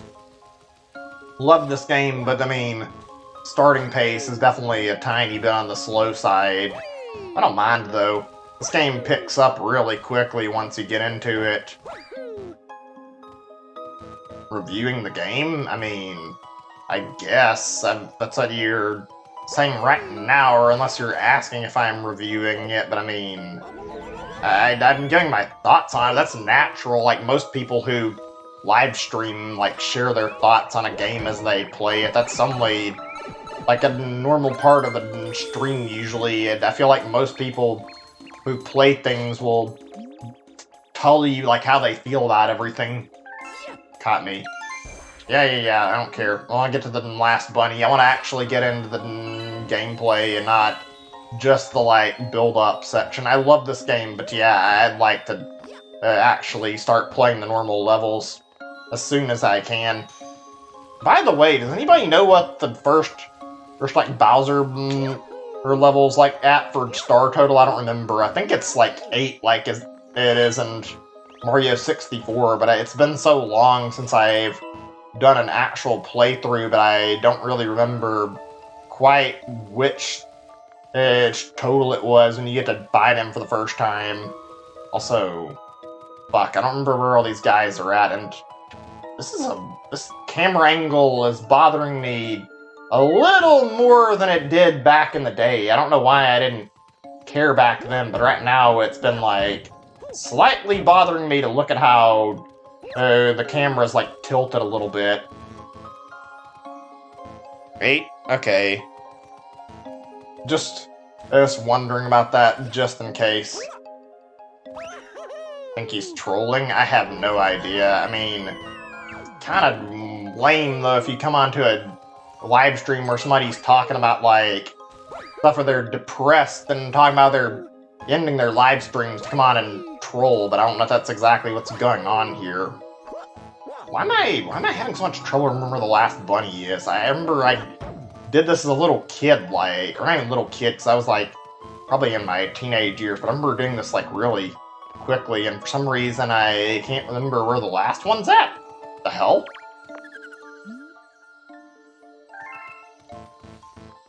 Maybe they give me hints, I don't remember. I don't know why I'm struggling so much at this. I shouldn't be. This is not something that should be hard. I'll put it that way. Something at the house? I feel dumb not remembering this shit at all. Like, how am I this forgetful? Well, I guess it's because I haven't played it in a long time, but even still, this is meant for, like, 10 to 12-year-olds, I'm pretty sure.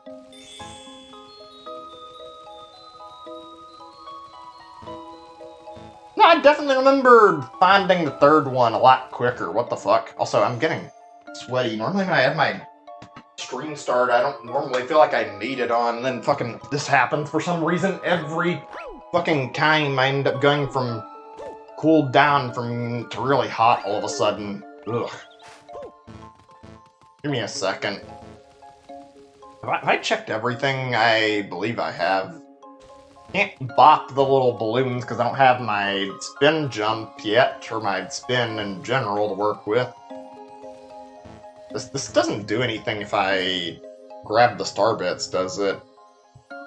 Damn it. I guess because I'm playing a little far away from my TV, it's not completely... That's... Oh. Because I'm hitting R, it recenters. That's right, I forgot. It not only puts it on the screen, it also recenters it. Okay, I'm feeling stupid. Anybody want to help me out here just a second so I find this and get this over with? It's not that I couldn't, it's that I don't want to waste any more time, and on top of that, I also can tell with how sweaty I am, oh, we just ground pound the stump, never mind. I was gonna say, like, I don't want to waste extra time doing this. That was, like, kind of a bit of a really dumb moment on my part. Okay, there we go, sorry about that. That took significantly longer than it needed to get that last bunny. Ugh, fuck. You know, one thing that I always found odd about this game, like, I always find it weird looking how there's, like, this is a game where you're playing in, like, galaxies and traveling around space, and it's like, this is, like, not the best scale for space, but whatever, that's another, in a second from here. So the gateway to the starry sky, it's like you go around in space and you go through galaxy to galaxy, it's like they're very, very tiny. It's bizarre. Very bizarre. There's Rosalina. Protect the cosmos. Your special one. You need the power to travel through space. It's a small complaint. It's hard to talk while I'm waiting on the dialogue. Uma can give you this power. Trust you with this care. Ugh. Let's see, I'm checking the time really quickly. So, looking here, actually, it has been about, say, 5 minutes until 2 hours, so I was going to go on further. I think what I'm going to settle for is I'll probably stop, like, sooner than Bowser. I'm not certain, but I don't think I'm going to go all the way to Bowser. Not because I couldn't, it's just that I'm not only hot right now and, like, I'm burning up in my room, but also I feel like I want to stop relatively soon. I didn't expect this to go on, like, more than, like, 2, maybe 3 hours at max anyway, so I'm probably not going to go all the way to Bowser like I hoped to. Either, good to see you. Bad news, though. A launch star already for you. Meteor smashed it up. Can't leave it that, so find the star chips to fix it. Or else it doesn't fall in the black hole. Anyway, like I was saying, I always thought this game had a really weird, like, size scale for, like, the fact that this is, like, galaxies and you're roaming around them. They make the planets all, like, relatively small and you're going around, like, hopping from planet relatively quickly. It just feels weird to see a game where the sense of scale makes you think it's going to be really big with the name, like, Galaxy, and then you play it and turns out everything's not that big in scale, and the reality is that you're actually traveling around a bunch of planets like these really quickly, and, like, there's a whole bunch of galaxies. Like, as far as I can tell, outer space, the planets, especially galaxies, are significantly further spaced out than this. That's just a small, stupid complaint I was making, though. Not anything that's really a big deal. I don't know. The game already gives, like, a really big sense of wonderment, though, that I really enjoyed, so yeah, I'm not gonna complain about it that much. Odyssey did a good job with, like, making big environments that are really cool to explore, although I've talked about that before. Crazy to think now we've got 4 different Mario, like 4 different 3D Mario games we can choose from on Switch. Thanks, do you mind rescuing my buddy in that base up there too? Transform into a Sling Star. Coming to me after I transform, yeah, whatever. That's kind of weird to watch. It makes me wonder if they're, like, dying as they transform, because they go into, like, a launch star or a Sling Star or whatever, and you don't see them again, you just see them transform. It's like, did they give up their lives just to help you move across the level? That's probably a little morbid to talk about, but it's just, like, something that came to my mind. Not intending to make it sound that way, my bad. Anyway, where was I? I had a lot I was going to talk about. I hope we get Galaxy 2 eventually, like I said earlier. It'd be nice to have every 3D Mario, since we got this collection on Switch, having, like, all the big ones on the Switch. And I mean, we're getting 3D World next year. Yeah, down here, I know, blah, blah, blah. There's, like, a little generator in here. Hey, Zachary. Good to see you. Welcome to stream. Been waiting for you. Yeah, I know. Okay. Get the Grand Star, finally. I don't care. I know about the machine being powered. By the way, I'm curious, would you guys eventually want to see a Galaxy 3? I feel like at this point I'd want to see Galaxy 3 more than I would Galaxy 2, honestly. Maybe that's just me.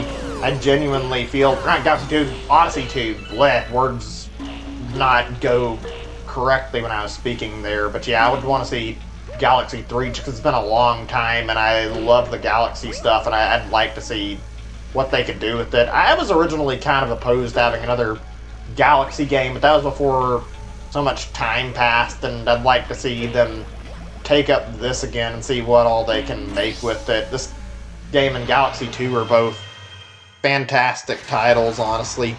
Hey Wayne, welcome back to stream. Good to see you. Glad you guys could make it. Let's see, where are we sitting at on time? Like I said, I did say I was going to stop around 2 hours. I'm actually feeling a little more cooled off than I was earlier. Like, I was able to... I was nearly ready to stop because my back was, like, covered in sweat, so... now that I'm feeling a little less shitty, I can go on for a little bit more, but whether or not we're going to actually do my promise of going all the way to Bowser, I'm not certain about. That's more creative stuff than Odyssey, yes. You have one. Yeah, I like Galaxy more. Left because I played Mario Sunshine? That's weird, unless you left because you didn't want to see spoilers or whatever. I can understand about that, but like, I mean, I don't know. It's not a bad game, not an amazing game. It's not the best in the series. It's easily one of the weaker 3D Mario games, but I'd still like it. Oh, right, I have to go over and select the terrace. I think in a minute we actually unlock some good lore, actually. We'll see in a second. The beacon is lit again. Shines weakly. Maybe only as bright as a Class 6 star, but at least the poor Lumos will survive now. Thank you for saving the Grand Star. Star people are my family. That means so much to me. Welcome to the Comet Observatory. It's my home and also home to the Lumos. Right, there was a big thing. I don't know if they're going to bring it up right away, but there's like a storybook thing with Rosalina and talking about her backstory that I feel like we should at least look at. That's a big part of the story in this game, and I want to look at that because that's a lot of lore building and it's really good. I feel like reading that's totally something we should do on stream. You see, we travel the starry skies. We pass by this area once every 100 years. We suddenly stopped in front of this planet. Strange force had latched onto our ship, pulling away starbits and our power source power stars. Our ship had lost power and entered a deep hibernation state in which it cannot move. Those who took your special one picked up the power stars, scared the power across the universe. Yeah, special one. And yet, at the ending of Odyssey, yeah, I don't think that's gonna hold up very well. Please, I have a request. This observatory uses star power to project images of the galaxies that are scattered across space. And there's a chance we can use our few remaining stars to look for other power stars. Those round rooms are called domes. Observe galaxies from domes such as these. But only one that is working now, powered by the star power you restored, is this one, the terrace. Please go to the terrace and try to recover the power stars from galaxies you can see from there. If we do that, we'll restore the Comet Observatory's ability to fly like a starship. Then perhaps we can pursue the thieves who ran off with the power stars. Right, easy enough. Just a glimpse at the story. I'm not going to save for the sake of saving time. This is also a lot easier than 64 and Sunshine, I feel like. So I'll probably be able to handle this without getting too worried about story. Wait a second. Is this the area I'm thinking of? Like, can I actually use my camera freely while I'm in this area? I know you can in all these games, but I don't know if you can in here. I was gonna say, like, I don't know if the little observatory area where she reads the storybook is actually opened yet. It might have been, like, after a star or two. I don't remember when that's, like, properly opened. I was gonna say I'd go read the storybook really quick. I don't think it's open. Yeah, I'm guessing I have to get another star or two probably before it actually opens. Maybe that'll be our stopping point. I don't know, I haven't really decided yet. That might be a decent point to call it. Alright, let's go through and get to the next area. I don't care to read this right now. I know about the dialogue you go through. You use a Luma who allows you to pull to each level, blah blah blah. So yeah, I mentioned this before. I think I didn't think I talked about it too much. If you guys had to see a sequel to any of these, what would you want to see, like a direct sequel to? I mentioned Odyssey is kind of similar to 64. I don't know if I'd count it as a direct sequel, but it's pretty good.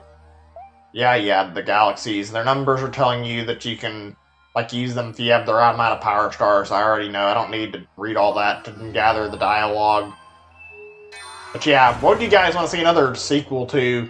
Will there be Galaxy? You see, like, a Sunshine 2? Or something directly, like a sequel to 64 2. I mean, they could also do Odyssey or the 3D World, 3D Land stuff, but I feel like as far as 3D World and 3D Land, I'd rather they not do that right now. Maybe eventually. I don't know, I'm not really big on 3D World or 3D Land, especially 3D Land. 3D Land's a weird title to talk about for me. I mentioned it on like an idea of them potentially doing another collection, so they could do 64DS 3D Land and also Galaxy 2, but like, and I say that also, like, 3D Land was just a game overall. It played good enough. I enjoyed it the first time I played it, but when I sat down and had like a second playthrough, I've got to say, like, one thing I remember noticing was, like, I did not enjoy it as much. One thing I remember was, like, watching, like, a video from, like, Game Grumps or whoever, and I recall them, like, talking about, like, the game and, like, how it had a lot of similarities to Mario 3, which I noticed at first and I didn't think about it, and then, like, later when I played it again, it came to me and, like, thinking on it, it was like, why did I like this game again? It was not the best game. It was alright for, like, a first playthrough, but it has not much imagination to it. It literally rides off of the, like, the nostalgia of Mario 3 and tries to hype you up based on that. And it's like, I don't know, that didn't really sit right with me on a replay. It's like, I didn't feel like I was enjoying it. It just felt like they were really, really trying way too hard to cash in on that nostalgia for Mario 3.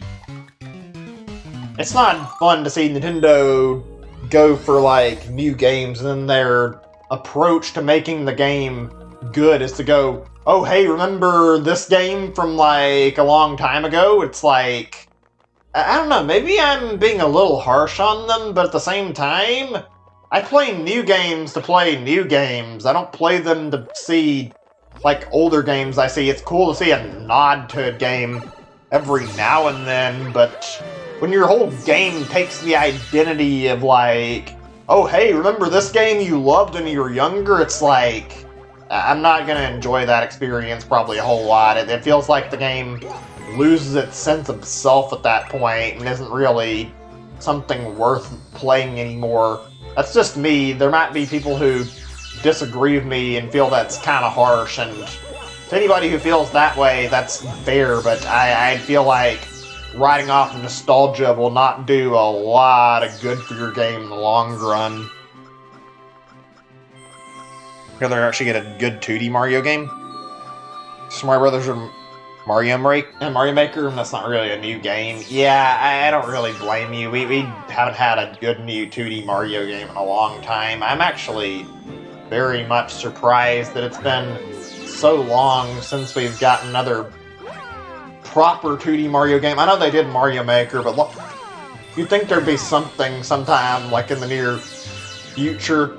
I'd like to see what they could come up with that'd be creative and separated from New Super Mario Brothers. It's weird, like, talking about this topic because I don't like New Super Mario Brothers a lot.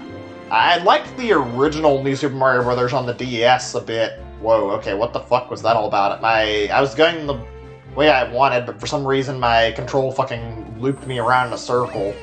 Anyway, like I was saying, I liked the original one quite a bit because, well, it actually was fairly new and had a decent feel to it, but all the future titles took the same formula and fucking copy-pasted the same cookie-cutter formula that the first game had, and it got old really quickly after that. Like, I don't know, New Super Mario Brothers is not an imaginative or creative series, and I don't even like New Super Mario Brothers Wii that much. I played it a little bit, and I remember finding it too similar to the DS game for my taste. I tried to give it, like, a bit of fair criticism and actually enjoy it, but it ended up feeling like it was nostalgia baiting, like really goddamn hard compared to like a lot of other Mario games. That's one thing I've noticed about 3D Mario games that have been like particularly good and notable is like most 3D Mario games do not try to ride off nostalgia. They actually have their own sense of identity and they all play really well. You can identify each 3D Mario game fairly easily. Like they all have like something that makes them stick out, with maybe the exception being 3D World and 3D Land. And 3D Land, or actually 3D World isn't even that bad in terms of identity, because I actually feel like the multiplayer aspect of 3D World actually gives it like some degree of like reason to play it over like 3D Land, where it's just a bland Mario game that copies Mario 3 a lot. I don't know. It's weird to talk about that. It's just how I feel about it, though. 3D Land's like the one game I can criticize without feeling any actual problems about. Odyssey's got a few issues too, but Odyssey's not a bad game. I do feel like it's not the strongest in terms of the 3D games, though. I've seen a lot of differing opinions on this matter.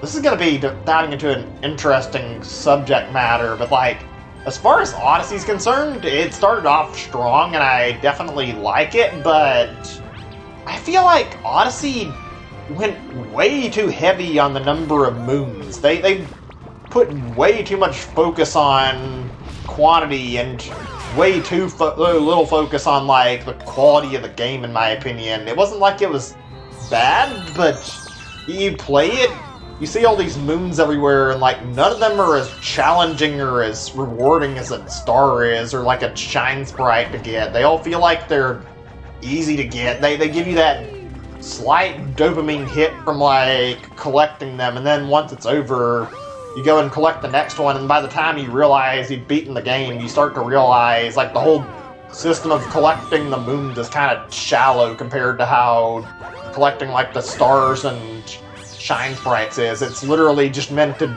keep getting you going until you grab them all, and it doesn't really have the same draw that all the other games did, in my opinion. I don't know.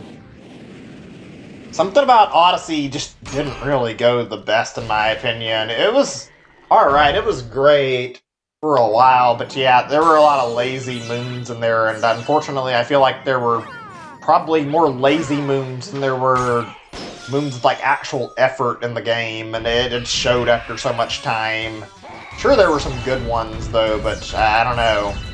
Also, I didn't like how they limited you to like only collecting them all once you finish the game. I feel like it would have been better to just open up to having all the moons available, like throughout the time you play through each kingdom, and let you have like new bonus kingdoms you get at the end of the game, and put like more bonuses in the game rather than trying to focus on opening up new challenges. I don't know, maybe that's just me.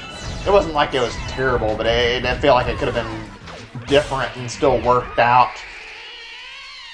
I mean, they did give you some cool stuff. The whole Mushroom Kingdom part with the throwbacks to 64 was actually really cool to see for the first time. I enjoyed that in Odyssey quite a bit, so I liked that Easter egg.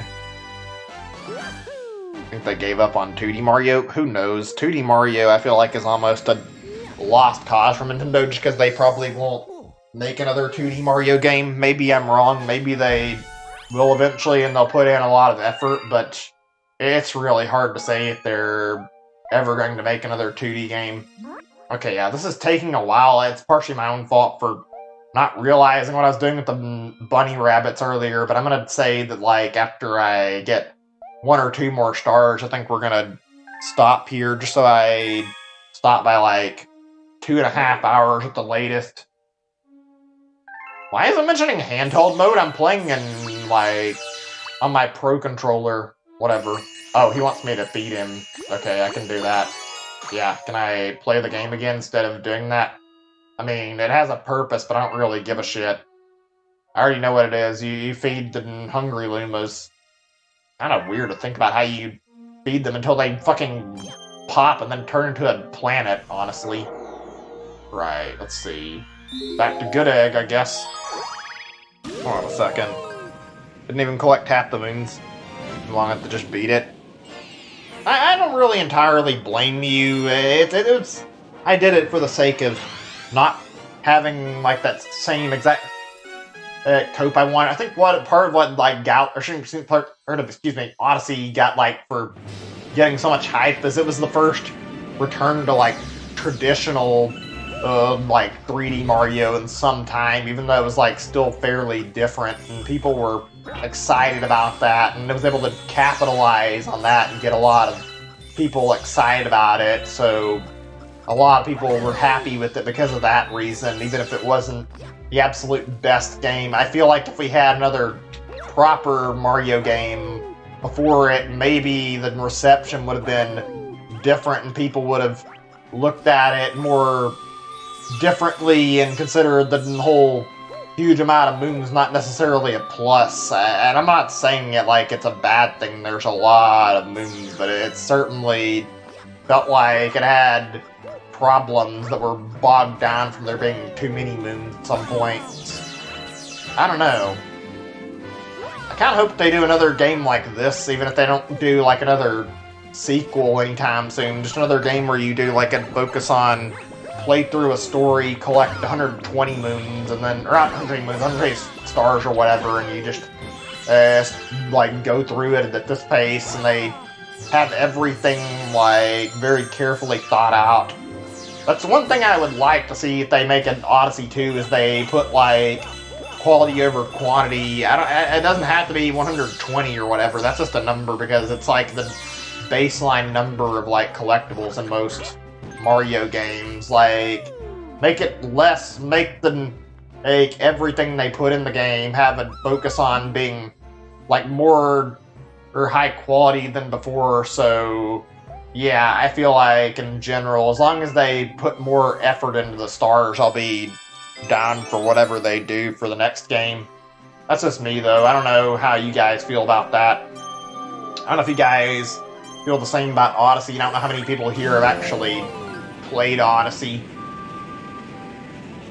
You know, speaking of like, or she doesn't talk about something else for a little bit. I think as I mentioned, like Galaxy. Yeah, I'd say like using like normal controls and not actual motion controls in Galaxy after so long. It feels really weird. Not bad. Just I'm so used to Galaxy on the Wii and like playing it with motion, and now having the option to actually play this game with like the Y button doing the spinning feels kind of nice. I don't have to play and move my controller unless I just really feel like it, and I have to point my Pro Controller to get star bits, but that's like a really small thing at most, and it doesn't really bother me too much. The cursor's not bothering me the same way it was in Captain Toad, because it seems to just go off screen more often.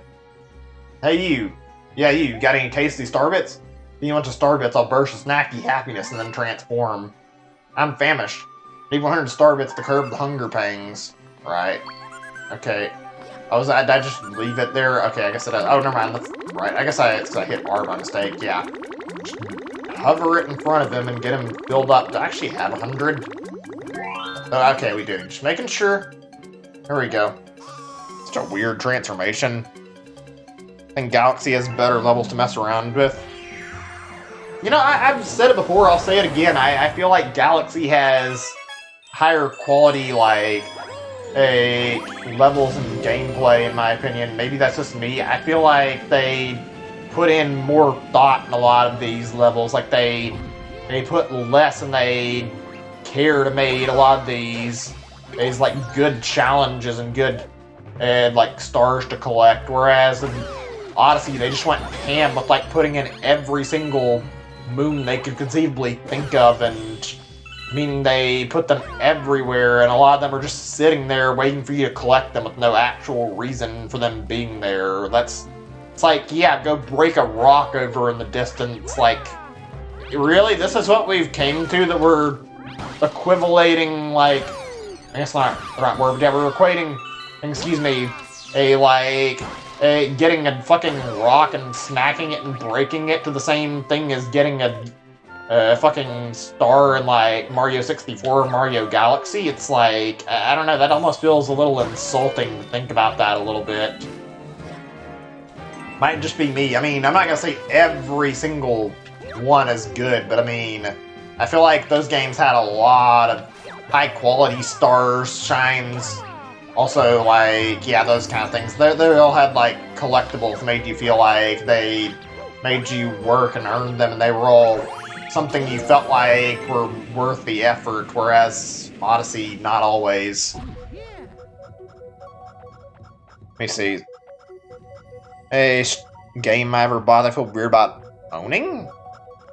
I'm sure there's been some I don't remember, like, specifically. I'll say, like, I remember last year I recalled, like, I played Astral Chain on stream, and I didn't connect that game the way I wanted to at first, and it ended up being really awkward, like, playing through it on stream, even though I didn't finish it. I only went through, like, the first 3 or 4 missions before I gave up, and I ended up being, like, a really weird purchase where I regretted buying it, although now I've played it again, and I've actually grown to like it, and playing it, like, now I actually, like, learned how to play the game properly and get, like, the best rankings for each mission I'm in, so I've started to connect with the game a lot more. I'm glad that I've, like, gave the game a second chance, though. It's actually really fun, honestly. I'm trying to think, though, anything I'm not sure any, like, I've bought that I've really had, like, sour feelings, like, over time. A lot of the purchases I make, I'm really well studied about, so...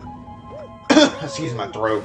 But yeah, I study my purchases well enough that I typically don't feel like I have buyer's remorse, like, very often. It happens every now and then, but I tend to be careful to buy stuff that I typically will like, and as a result I found only a handful of games that I played that I didn't connect with very well. Forgot to read your question. I mean, I was just checking it, unless I'm mistaken, unless I missed a question, in which case that's my bad. I'll have to double check and see if there's anything I missed. I'm trying to think here, like, any stuff. I mean, most of the stuff I remember not having a lot of great times with would be, like, older games. I remember I've also bought, like, some not so great games for the sole purpose of streaming them, too, and that was an interesting experience. Only, like, so many purchases. Oh, God, my throat. Whatever. I'm gonna try to shrug it off and ignore it. I'm gonna do this star. I think I'll do one more. I wasn't certain what I wanted to do. We'll do the 4th star, and I'm gonna stop after that, I think. That's where our... I think that's where I feel comfortable ending things at. I was gonna say end it here, but I feel like I want to do just a little more, and then we're done. I think that's a satisfying conclusion for the game. Yeah, I remember, like, most of the stuff my parents got, I think I probably didn't like the absolute most. I feel like I've done a good job of keeping informed purchases overall, where I buy stuff that I actually like. Like, the most times I remember buying stuff that I didn't really like was, ironically, probably Mario games. I remember, like, New Super Mario Bros. Wii I didn't like initially, and I still don't like that game, and Galaxy 2, even though I like it, I didn't initially have the same feelings of warmth towards it I originally, or excuse me, I do now, excuse me. I originally had, like, a lot colder of an outlook on the game, because I felt like the fact that it was just, like, it felt really like it was treading on a lot of the same ground as Galaxy 1, and I didn't really get the most fun out of, like, playing it. I don't know, it felt like it was a lot of the same and not at the most fun for me. It felt like there was still a little lack of creativity, but I also think I played it, like, a little too quickly off the coattails of playing Mario Galaxy, because I think I replayed, like, the original Galaxy, like, sometime before. I don't think I played, like, all of it, but I think I played, like, a bit of it in, like, anticipation of Galaxy 2, and that probably was not the best decision. Galaxy 2 seems like it plays better if you end up playing it either separated or maybe if you are just you're wanting Galaxy and you're playing it like as an extension to get more of the same. Like that's another reason to play Galaxy 2. But like at the time, I was not like big on what they were doing with Galaxy 2. I had found a lot of what I was seeing there to be not the most amazing. It's only like after like a few months where I had a cooldown period to actually take time to play other shit that I came back to it and played it again. I started to like actually enjoy it because I wasn't making comparisons to Galaxy 1 and I was focused on trying to like enjoy the game for what it was, and I was really focused on the levels, so naturally I had a better time with it, because that's where I feel like Galaxy 2 really got like its strong point was level design. That game had good levels, really good levels. This game has great story, has some good levels, and I really enjoy them. Galaxy 2 has even better levels, in my opinion, that I really like quite a bit, and I genuinely feel like possibly some of the best level design in 3D Mario. There's some good shit in Galaxy 2.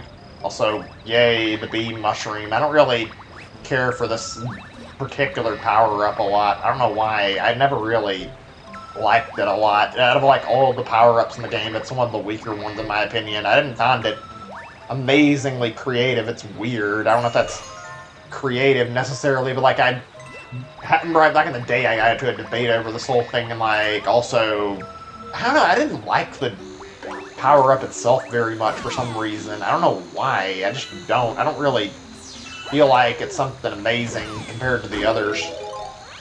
All the others I can remember I liked, even if they're not like super creative. They're all like good, and they're all used in really fun, weird, and wacky ways that I like.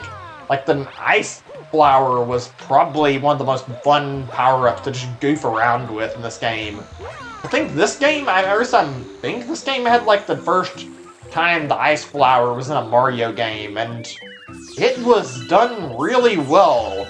Not like a carbon copy of like how the fire flower, carbon copy of the fire flower, which most Mario games nowadays make it out like. You used it to fucking skate around on the ice and used it to like help you with like water levels and shit. That was really cool, and I enjoyed that a lot. I thought that was a really cool power-up and really well done, even despite the fact that it's like a recolor of like, yeah, Fire Mario stuff, and he's got like, well, actually not a recolor because it has like an ice texture on him, but still, it was a really good power-up and a really good start for it, even if they condensed it into like a much less amazing thing over time, which is actually kind of a shame. They took a cool concept for a power-up and then they shoved it into, oh yeah, you can freeze things. I feel like the whole skating around and making ice platforms everywhere you go was significantly cooler as a concept. Every single power-up in this game, even if I don't like some of them, they're good. They're really good. Boo Mario is really good. Funny, boos are like one of the few things that were missing in Odyssey you couldn't capture, but hey, they were here in this game at least. I guess in a sense, that was like one of the first capture things you could do. Let's see, what are all the power-ups again, if anybody can remember them? There's Bee Mario, Boo Mario, there's Ice Flower. I think the Fire Flower's in here too, yeah. Obviously an older power-up. I know there's a Flying Mario power-up. And there's also a spring that I'm not a fan of either. The spring is... it's a weird one. It's not particularly creative. It's not fun to control either. Oh god! Oh god! Get back up! Get back up! Do not fall. That was close. Okay, I think we're good. But yeah, I don't know. I didn't like Spring Mario. You literally get in a spring and then jump around on levels and bounce around. That's all there is to it. It's a very, very lazy feeling power-up. I don't know. I don't know if I'm forgetting any. Yeah, Galaxy's pretty good. I like the themes of all the Galaxies pretty well. I don't think there's any that I remember not liking too much. This is a very good one. This game does a really good job with all of its theming. I also love, like, the particularly, like, one of the ones, like, I forget the name of it, it's like a frozen Livestream one, but it's like the theme of the level is it's literally like half the planet's frozen and half of it's on fire. That's a really cool galaxy when you're playing on that one. Breeze Flame Galaxy, whatever it's called. Who might you be? A physician, we presume? No matter. Most vexing predicament. Require assistance. Most furious itchiness plagues our entire being. Must be stopped. Please find the source at once. This scene is really awkward, actually. When you stop to think about this, it may not seem like it at first, but when you get on the Queen Bee, it's basically fucking Mario crawling around on this Queen Bee, who seems to be very, very horny for some reason. Also, there's fucking a weird sexual context to this that probably shouldn't be here. It's really fucking weird to look at. I don't know. Something about this one. I don't really feel comfy with this part particularly. My thanks, you've shown so much bravery, and we rely on you in the future. I'm sorry, I had to bring up the bee thing. It's too awkward not to mention how she's like talking about how pleasant it is that you're crawling around all over. It just reads really weirdly. Ugh. What's your guys' favorite Mario power-ups out of curiosity, since I bothered to talk about them? Curious to hear what you guys like the most out of Mario power-ups. Hey, Captain Toad, he got his start in this game. First appearance. I can beat. What? Mario? Hey, it's you. From Peach's Castle, too. Thought Bowser would get us. Then we got lost with Luigi. Remembered. Found a Power Star. Here, take it. Finally. There we go. There's our Power Star. All this time. Breeze Flame is good. Potion? Potion's pretty good, yeah. I like it a lot. I'm not actually sure entirely what my favorite is, to be completely honest. I think I mentioned it before and I'm forgetting right now. I mean, the Tanuki Leaf is a classic, though, and oh yeah, Hammer Bro probably. Hammer Bro power-up is fucking amazing. I almost forgot. That one's a good one. And to fucking toss hammers wherever you want to in Mario 3. Be Mario Takes Flight. Yeah, okay. I could do more. It would take another 30 minutes or whatever, probably, so I'm gonna just say, yeah, I played a lot. I figured I was gonna stop anyway, eventually, and as much as I could keep going, I'm gonna call it. We could go to Bowser. I'm not gonna go any further. We're gonna end the stream after I save the game here. I hope you guys enjoyed the stream. It's been a long time. There's been a lot of live streams, and I enjoyed a good chunk of them. It was nice being able to chat with you guys, and I enjoyed my time live streaming, but yeah, it's been a lot, like, depression setting in and other problems, and have my reasons for quitting that I talked about over stream, so I know I've made my decision. Maybe one day, maybe I'll come back, and if nothing else, maybe there's a possibility for those game development live streams if I see fit. Actually, wait, there is one thing I can check on before we stop. I don't think I can do it, though. I think it's not opened unless, let me see. I was gonna say we could stop, but also, no, I think the library is still closed in the game. I'm guessing I have to do even more to get the library open, unless I'm mistaken. I'm gonna look around to check. Yeah, I think I have to, like, go for more stars, and I'm not in the mood to really pursue that, so we'll call it, like I said. If I didn't need more, I'd probably do it, though. I wanted to read the Rosalina storybook, but oh well. Alright. Like I said. I appreciate that. It sucks. It sucks that not that many people showed up, but also in the fact that it's just that I kind of felt like I had to from the depression. Like I said, it's getting harder and harder to stream, and with the depression as bad as it is, I don't know if I would have been satisfied even with like more viewers. It's not about the streaming where the depression's coming from. It's about my loneliness in my everyday life. All right, whoops. Actually, that's the wrong thing. I was gonna do the home menu button. But yeah, as much as I hate to say it, this is where the stream ends, and this is where my streaming is done. I feel like I am making the right choice here. I don't know. I genuinely am going to be done here. I'm sorry things had to end like this. I wish they could have gone better, and we could have ended on a note that was not me having to end it like this, but I wasn't feeling happy about the way my life was going or the streams. I'll still be around the Discord to hang out. We can do games or whatever every now and then. We can do movies. We'll still be able to talk, but this is going to be it, like I said. Anyway, hope you guys enjoyed this last stream, and I'll be heading off for now. I'll be on Discord, like I said, so I can talk every now and then. I may not be on as often. We'll figure out how things will go. If I'm not on super often, don't be surprised. It's probably going to be me trying to do stuff like get on VR chat to talk to people. I have to figure out what I need to do with my life right now in order to make actual strides in areas I need to. Anyway, I've babbled on long enough. Hope you guys enjoyed the stream. Thank you all so much for coming out to watch this final stream. And I hope you all have a great day or night. I am done streaming once and for all. Thank you all for watching. Bye, everybody. Take care.